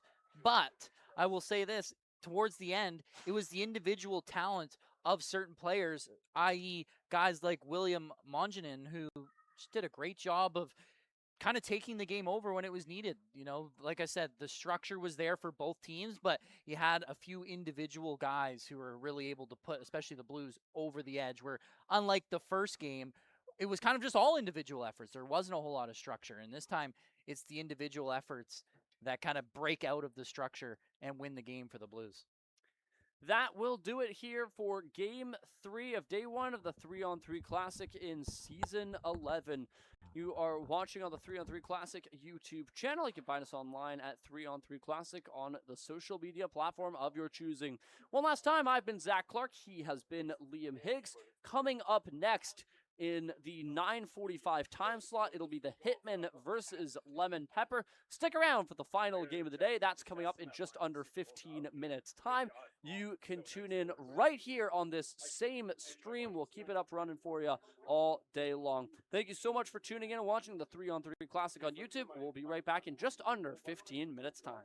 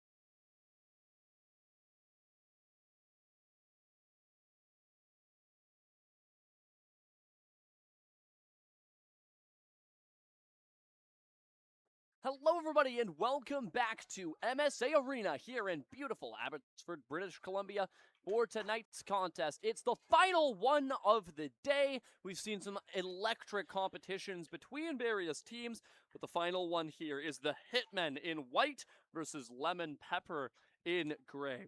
Firstly, I've got to say, we've been talking about the importance of having cool jerseys. The tuxedo jerseys for the Hitmen, also the Hitmen. Looks like, of course, the Hitmen video game where he wears the tuxedo. Absolutely love it. So they're certainly winning on style points, but it will have to be more than just style points for them to beat Lemon Pepper. Now, Lemon Pepper coming away with an early chance here, 2-on-1 as number 15 unleashes a shot that goes into the mesh. Now, something that we do have to say off the top of this one, we have jersey numbers and names for the Hitmen. We do not for Lemon Pepper, as they submitted their names, but they did not submit the jersey numbers in time. Got to make sure you get those jersey numbers in. If you haven't already, it's not too late for days 2, 3, and so on and so forth. So if you are listening to this on the 3on3 Classic YouTube channel, please do get your team names and numbers in, or else we just don't know who you are. We're going to have to go by numbers here for Lemon Pepper as 13 takes it down. Well, we can take a guess if we want to based on the teams they've played for. We do have names. They're just not associated with numbers. Because I believe there's only one Northeast Chief on this roster, and that would be Jaden Ando, who right there. Now that is a smart color guy. This is why you are the analyst and I the lowly play-by-play. As some good recovery But there. that would be complete guesswork, because if it's not Jaden Ando, well, we're sorry, we're going to call you Jaden Ando for the entire game. Here's a chance as on the doorstep is Lemon Pepper. They just couldn't get the shot away. Good defensive back check there from Vance Hagen of the Hitmen. I just absolutely love those jerseys. Yeah, they're sweet. Here comes Noon Ward through the middle of the ice. Someone's lost a neck guard through the middle. Here comes Stevens up the right wall for the Hitmen. Stevens, drop pass, shoots, and scores. Noon Ward, bar down. Bar down indeed. What a setup. A great individual effort from Stevens in the neutral zone, and what a sick feed. Great spacing there by Noon Ward, and he let that one fly on the one-timer. You hear that one go off the bar and down all the way up here. The Hitmen chasing this puck into the offensive zone. Now, I have seen Noah Keith and Xavier Wellard play before. Both of them played for the Langley Hockey Academy 15U team. They're out on this ice sheet. Now, do I know which one is which? No, I do not. But they are out there. One of those guys in the blue helmet for Lemon Pepper is Noah Keith, and the other one is Xavier Wellard. This is some fantastic analysis but going do I know on which here. one is which? No, Again, I do not remember. We wish we knew the names, but alas, we don't. As the Hitmen come in, a hard shot off the near side from Daniel Human, and that one goes just wide. And I'll tell you what, Noah Keith, in his time with Langley Hockey Academy, I called some fantastic games of his where he lit up the score sheet. See if he can do that here. Harder's shut down crossing the line. Lemon Pepper back the other way. The Hitmen might get caught lacking on a change. Long shot goes just wide of the goal as Hagen able to make a partial block on that long drive from Lemon Pepper. Getting involved in the forecheck. This is already easily the most physical game we've seen so far here today. Hagen across the line, makes a move, gets the defender to bite, drop pass Clay to the goal, and he just couldn't get the trigger to be pulled in time as Lemon Pepper start on the counter-attack here on a 2-on-1. The pass from number 12 does not connect with 13. Below the goal line. A long centering pass, broken up. 8 able to recover, drops it off to 13. Here's Lemon Pepper towards the goal. That one stopped, rebound, and fought off again there by the Hitman netminder. Attempted a long clap on from distance from Lemon Pepper, spanned upon, but it's brought back in. Long shot stopped by Vance Hagen. Here's a look for Lemon Pepper. 13 by himself, and another great stop there. As the netminder Jackson Ottenreith able to get in the way of that one. And Ottenreith, he's been busy the last few minutes there. Yeah, a couple of chances there for Lemon Pepper, and Ottenreith standing tall, good saves. But the biggest thing, we mentioned it in the last game with the last goaltending matchup, that rebound control. Oh, so important. Here comes Stevens for the Hitmen. Unable to come away with the puck in that board battle as it It's brought back out to center. Lemon Pepper lost the handle. Here comes Stevens. Potential 2-on-1 for the Hitmen. Lemon Pepper able to recover in their own end. Send it back out to the line. Stevens, however, knocks it down. We'll say if there is anyone, Lemon Pepper family or friends who do know the names or jersey numbers, feel free to drop a comment in our YouTube chat. And now here are the Hitmen. Throws it on goal. That one blocked by 12 for Lemon Pepper, and now speeding back the other way is 15. Dancing on goal. Deke backhand stopped by Ottenreich, and he gets the second as well. A great chance there for the one player we do know, and that's Jaden Ando. But Ando turned aside. Here are the Hitmen. Drop pass picked off by 14.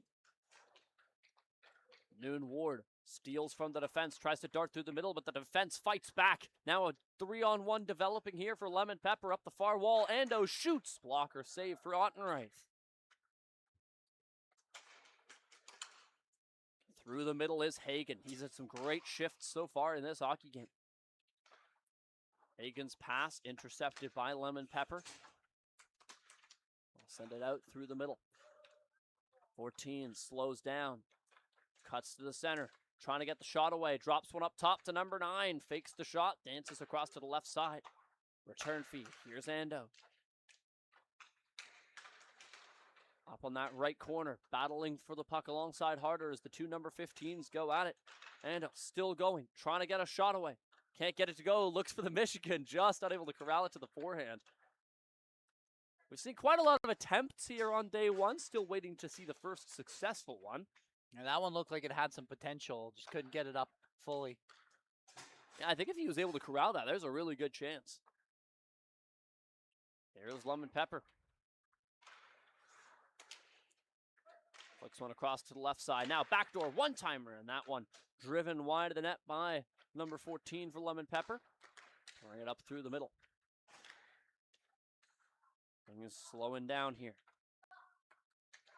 Lemon Pepper doing a really good job at controlling offensive zone possession. As I say that, Stevens is able to break it up and clear it out to the neutral zone. Yeah, you can't get lackadaisical with the puck at the opposing blue line or your own blue line. Quick turnover there, and Stevens had a real good chance to spring a breakaway. Reimer up the right side for the Hitman. Attempted a drop pass, but it's completely past his teammate. Lemon Pepper able to pick it off. They'll head the other way. Reimer forces an offside, and so Lemon Pepper will touch up as the Hitmen get a free touch of the puck. Yeah, it's a good job there by Reimer. Good gap control at the blue line.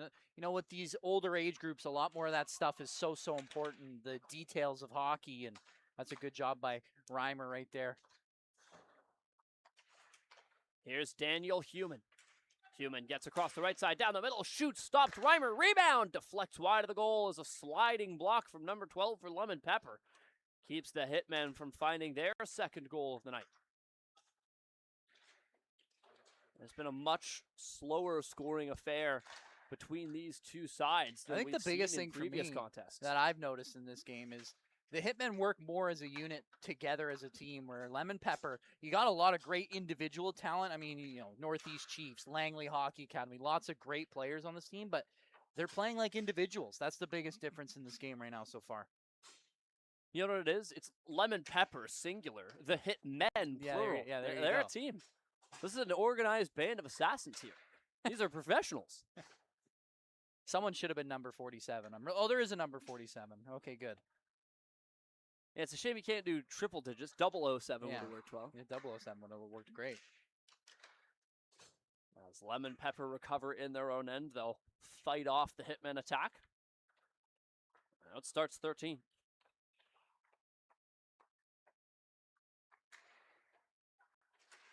Tried to cut through the middle. Drops it off.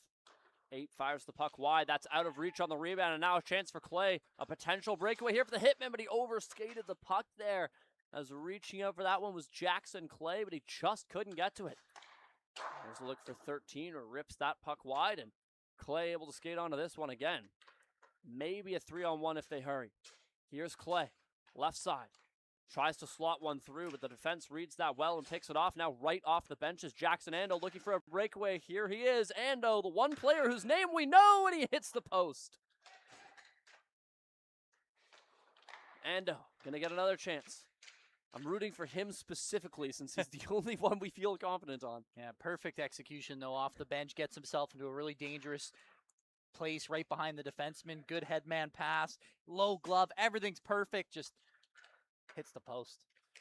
Jaden Ando, not Jackson Ando, pardon me, as he takes it into the left corner. Ando's right back onto it. Jaden Ando, around man number one, looking to get around the second, but Harder able to knock him away from the puck. He'll spring his man out the other way, Noon hard, forwards for Harder. On a breakaway for the Hitman, shoots, and he is stopped. Got to shoot that one a little bit harder. As that's... It took me a second. It took me a second. I was trying to see if we were able to deduce who the goaltender was, because, you know, you like to give credit. And your awful pun took a moment to get its way there. Here's Stevens. He'll ring that one in on number 97 between the pipes. Excellent goaltender number. As back comes Ando. On the backhand, tried to tuck it in between the wickets of Ottenreich, but he shuts the door and holds on. And Ottenreich has been a wall so far. There's been some really great chances. I mean, you think about the breakaway not too long ago by Ando, some good chances by the Langley Hockey Academy players, and fortunately for them, Ottenreich just on his P's and Q's so far. Reimer on goal for Human, hits the outside of the post. Daniel Human able to find his own rebound. He'll spin it back up top towards the blue line. Hagen throws one down the middle. Here's a look for Reimer. Shoots wide of the goal. Human picks up the rebound. The Hitmen are buzzing on this shift. Centering pass for Reimer. Able to be broken up here by Lemon Pepper. Trying to get to work on the counterattack as 14 has some room. Slows down. Takes it out wide. He'll double back to the line. Gets some space for number 9. Stopped by Ottenreich there. All kinds of time and space. I almost wonder too much. Yeah, I mean, that was just a really great shift there for Lemon Pepper. Good movement in the offensive zone, getting yourselves open. You're able to get lost away from the defenseman. Nice pass, but Ottenreich, again, just a great glove save. Another chance thrown towards the goal and an awkward shot there from behind the net that was sliced over top of Ottenreich. His defense helps him out. Back come the Hitmen 2-on-1. Stevens for Clay, trying to get it back to Stevens. It's broken up. Yeah, maybe too much passing there. They kind of got in each other's way as Stevens tries to pass it over. Clay wins that battle for the Hitmen. Now this should be an odd man rush. Noon Ward across the line with teammates following. Noon Ward makes a move to the goal and a poke check. Keeps it out. It's right on the goal line, but it never crossed it. As a nifty move from Noon Ward gets the Hitmen a great chance to try and double their lead. Yeah, it's a silky bit of mitts right there. Go between his own legs, but just couldn't pull the trigger. Nice job by the goaltender there, staying tight to his post. A shot crossing the line is off his stick and out of play. So it's brought back here for Stevens of the Hitmen. Changing on the fly is Lemon Pepper. Stevens looking to drop one off for Clay. That one's going to be broken up. Clay wins it back from Lemon Pepper in the neutral zone. Drives into his own end where he'll shield the puck. Lost it for a second, but the attacker lost an edge, so no worries there. Now, I don't know if that one counts as an ankle breaker, but it looked good. Here's Stevens. Shoots. That one fought off by the shoulder of the goaltender. It's a good save, too, as that was a partial screen.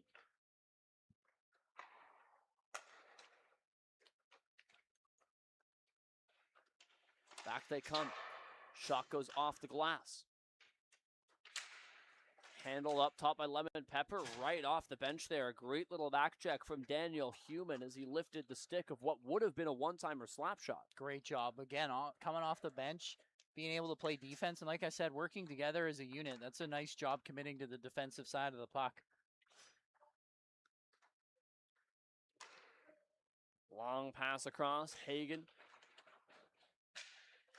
lost an edge going into the corner, and that'll allow now, how Lemon good Pepper. do we think my guessing is?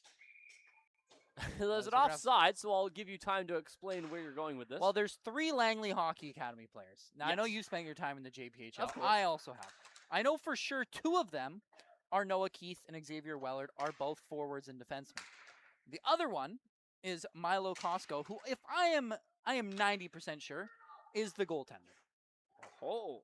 As he has a Langley Hockey Academy logo on the side of his helmet. So we might have figured out another one. So we might be getting up to 2 here.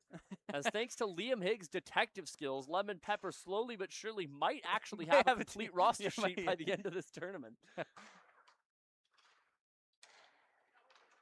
And here comes Lemon Pepper. A chance for number 9, and what a stop sliding across by Ottenreith. Got just the tip of the glove to it, and that's enough to keep it out. And I'll go with your guesses. I like that. Milo Costco. I mean, if we're not going to get numbers, that's the best we got. You got to submit your jersey numbers. Reimer scores right through the face-off circle on a seemingly harmless play. Able to slot that one underneath the goalkeeper.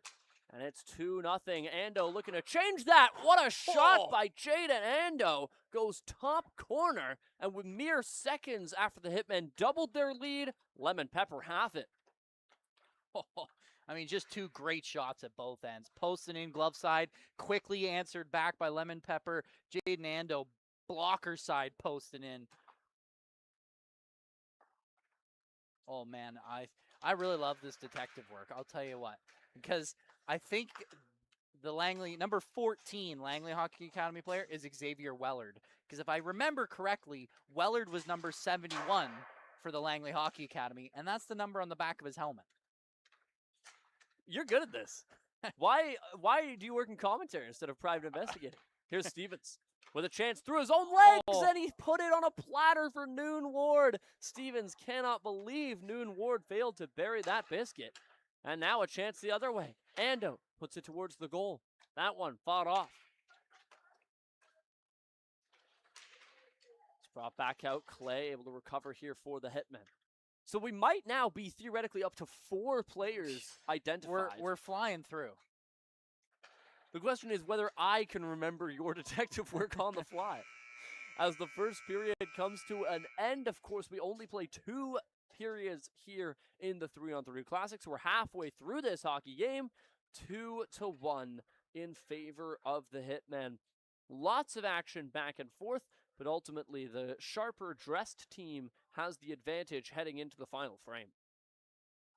You look like you're studying more. I am trying to do my best detective work. Because again, it would be much easier if we just knew, but I am trying my best to get some names in here for us. I just don't know for sure. That's the problem. Well, we'll take a very short break here from MSA. We'll be back in about 30 seconds time with period 2. You are watching the 3-on-3 Classic on YouTube.com.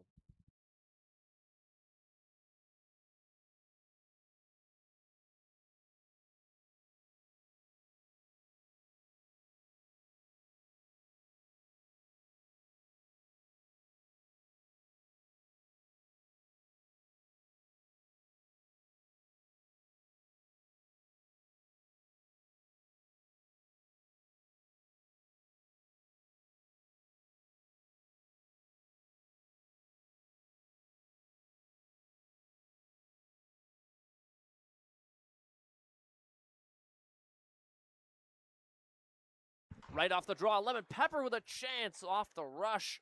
A quick start here as we're into the final frame of play. The Hitmen looking to protect a flimsy 1-goal advantage. Division 2 battle here in the 3-on-3 Classic for all of the marbles.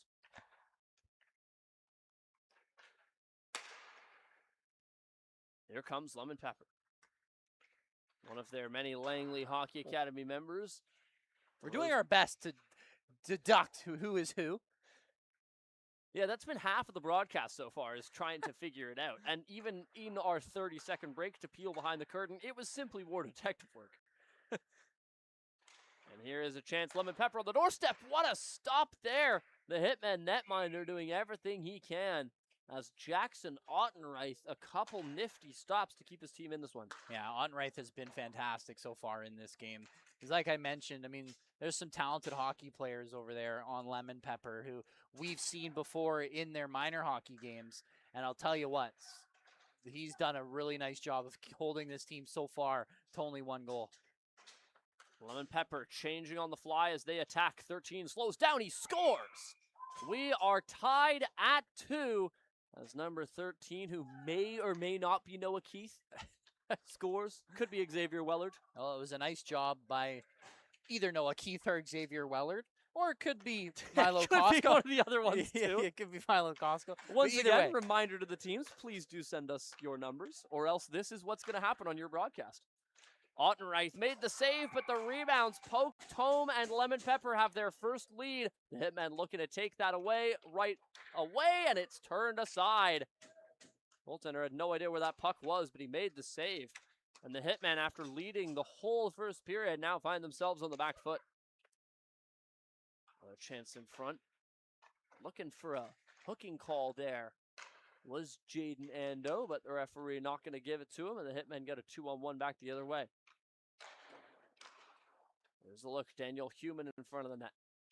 Drops it off to Stevens. Humans takes a return feed on the left side. Cuts down below the goal line. Humans pursued by the opposing number 9 for Lemon Pepper, who's going to win that fight. Send a long pass forward. Now Ando slows down. Plays it across to the left side. Looking to center the puck, but Stevens on one knee is able to break that up. Now here they go. Harder scores. Harder from distance, able to find the top corner, and the Hitmen have tied this game at 3. Lemon Pepper, now a breakaway the other direction. And that one kind of trickled away from lost him. the handle a little bit there. Yeah, I think he was deciding whether or not to pass or to shoot, and just kind of ran out of real estate. Lemon Pepper changing on the fly. They'll get a look. Ottenreich fights it off with the blocker. That one taken down low.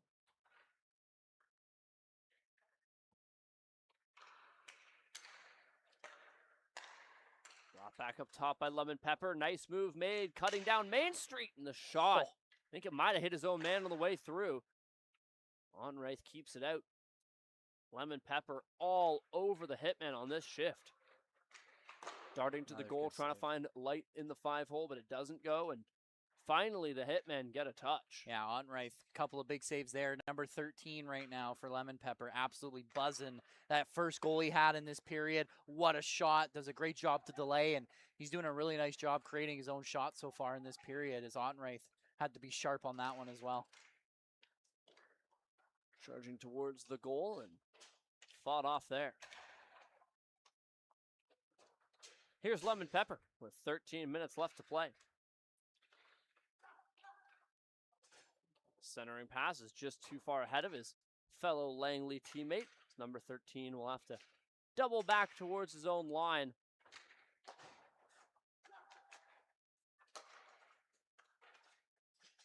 Here comes 13. To the left side, shoots and scores. That's a tough one to save if you're Ottheimer, as that one goes right over top of the glove on the right-hand side, and Lemon Pepper have taken a lead. And again, it's number 13 showing off that great shot, low glove. It's a perfect spot. And that's a tough save for Ottenreich. Here's a look. Ando trying to center that puck. It's fought off. And now here comes Clay. A breakaway if he hurries, but the defender is able to catch back up. Centering pass from Clay. Shut down by Lemon Pepper's number 19. Clay still going on the backhand. Drops it off to Stevens, who fires the puck wide of the net. It's going to roll all the way back out to neutral ice where Reimer awaits. Ando throws a check onto him for his troubles. And out skates number 9. Some nifty moves from him. As he tries to tuck it in, that hits the outside of the net. Number 9, who's definitely one of the 2 BWC players. I haven't seen BWC enough to do any detective work for you on that one. Well, you can tell by the black and yellow, and they've only got 2 players, so I've got a 50-50 shot. I'm debating just committing to names. Here's Clay. Drops it to Reimer, trying to go back to Clay, and it's broken up.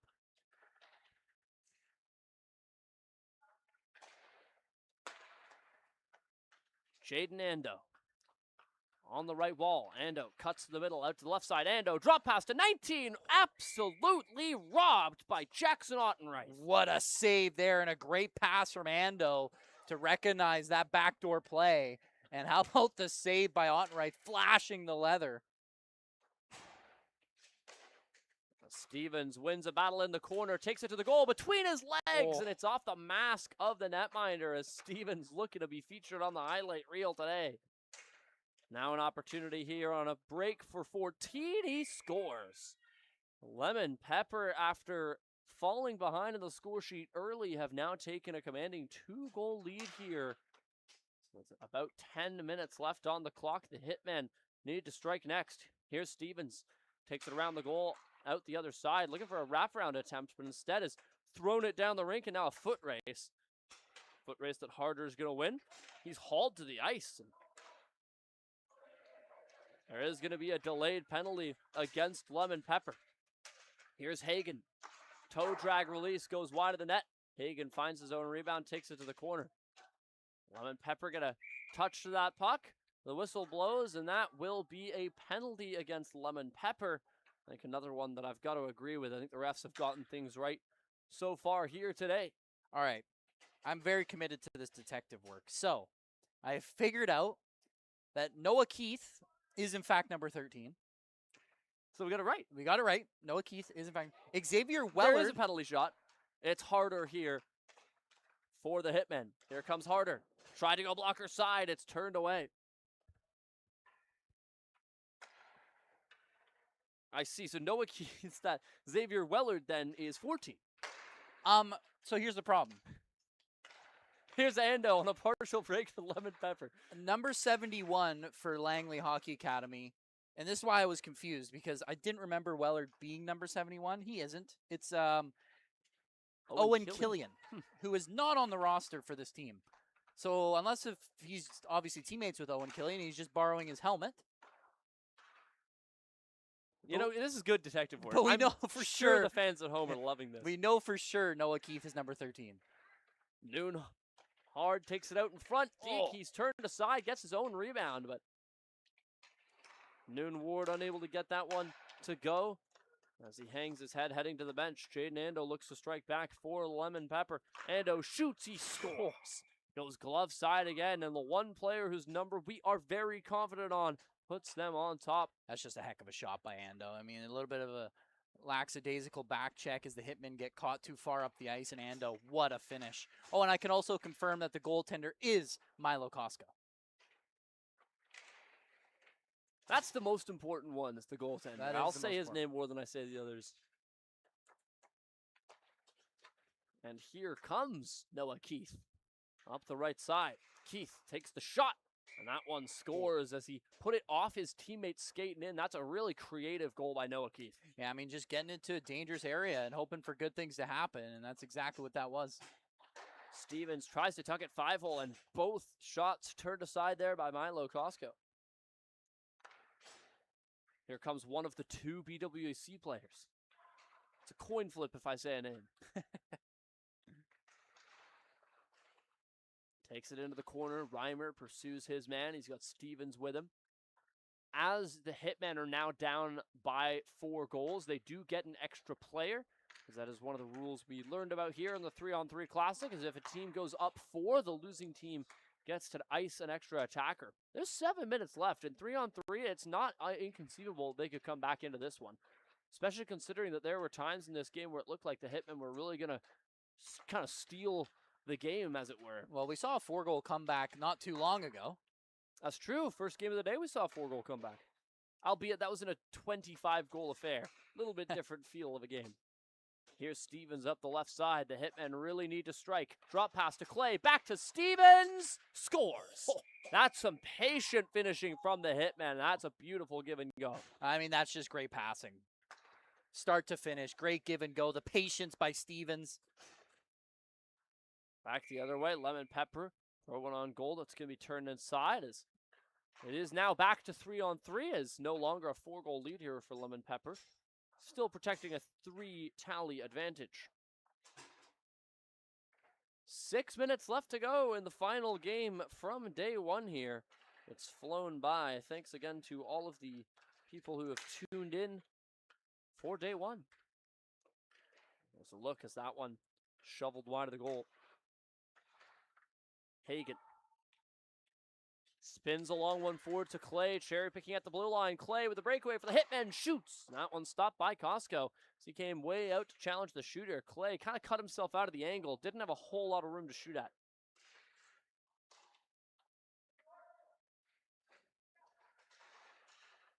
On the near wall. Harder. Battles number 12. Harder comes away with it.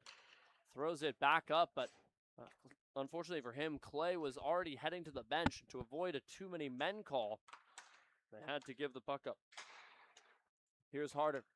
Across to Noon Ward. Shoots. That one kicked away. Harder. Shovels it over to the corner.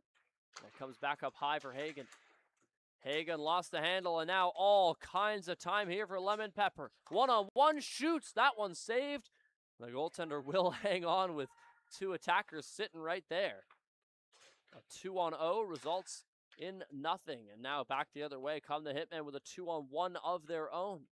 A slow attack. Slides it across to Human, trying to bury it home. That one stopped by Costco. Human finds his own rebound, but puts it over top of the crossbar. And Noon Ward will have to chase it into the far corner.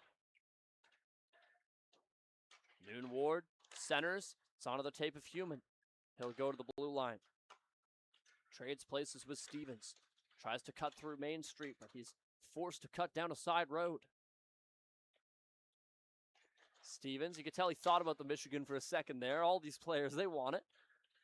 And now a break for Lemon Pepper. Stevens hustling on the back check, and he'll get there. What a commitment to defense there by Stevens. And a very impressive foot race there, as Lucas Stevens got back in time to shut down a grade A scoring chance. Yeah, what a play indeed. A good bit of hustle there, and he's able to stop a breakaway.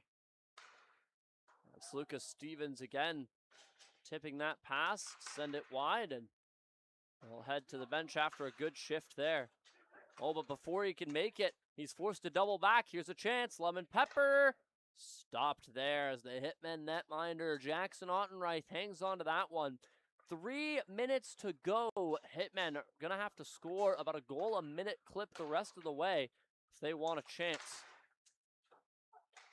That is, of course, Wall keeping Lemon Pepper off the board. Here's Daniel Human on the right side. Human slows down, puts a pass up the middle. No shot to be taken as Lemon Pepper step back onto that loose puck. They'll head the other direction. Ando, backdoor, and the one-timer attempt fanned upon. That one will head wide. 3 minutes to go.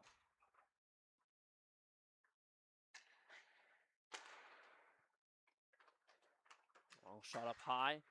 Number 9 unable to hang on to it for Lemon Pepper. As the Hitmen will dump a long one down the rink. That'll be icing, so Clay has to head back, and Lemon Pepper will get a free touch of the puck.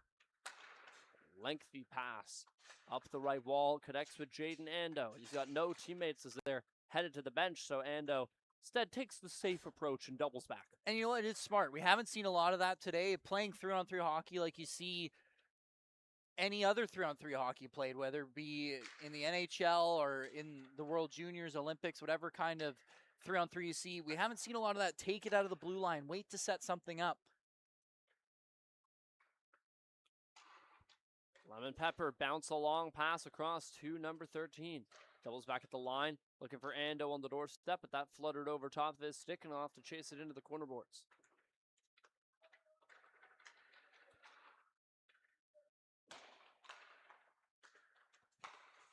Lemon Pepper, the attack broken up, crossing the blue line, and a 2-on-1 back the other way as Stevens has Harder with him. Stevens looking for Harder. It's broken up by Ando. He'll win that puck back, takes it out to the left corner. Stevens still going, throws it across the net, and Harder was there, but the puck was over top of his stick and unable to tip it home.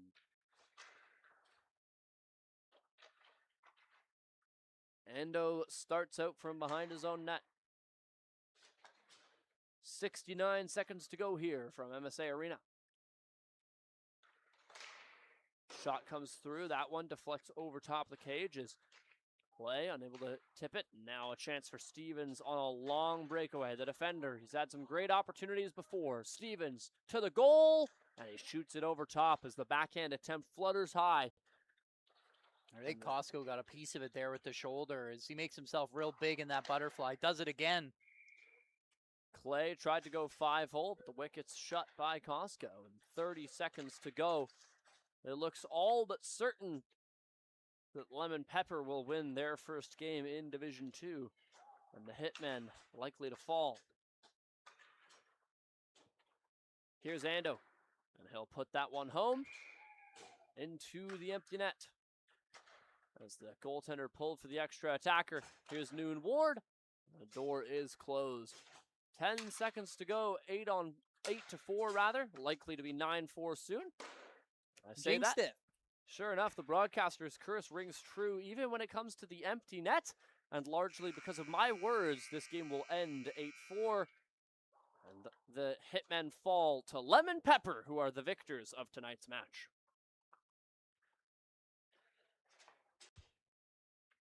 And I believe we shall do the 5-puck shooting challenge to end tonight's contest. Once again, the Hitmen, or pardon me, Lemon Pepper do win the game. But the 5-puck shooting contest, always taken seriously by the two sides. This is honestly more important than the game. Honestly, judging by the celebrations after the 5-puck challenge, you'd argue the teams see it that way. For anyone unfamiliar, there's 5 pucks on the ice. First to score 5 goals wins. Here's Clay. He's shut down, and unfortunately in last game, the shooters were kind of desynchronized. We could get both this game very much shooting at the same time. Lemon Pepper score as the Hitmen do too, so we're now tied at 1 goal apiece.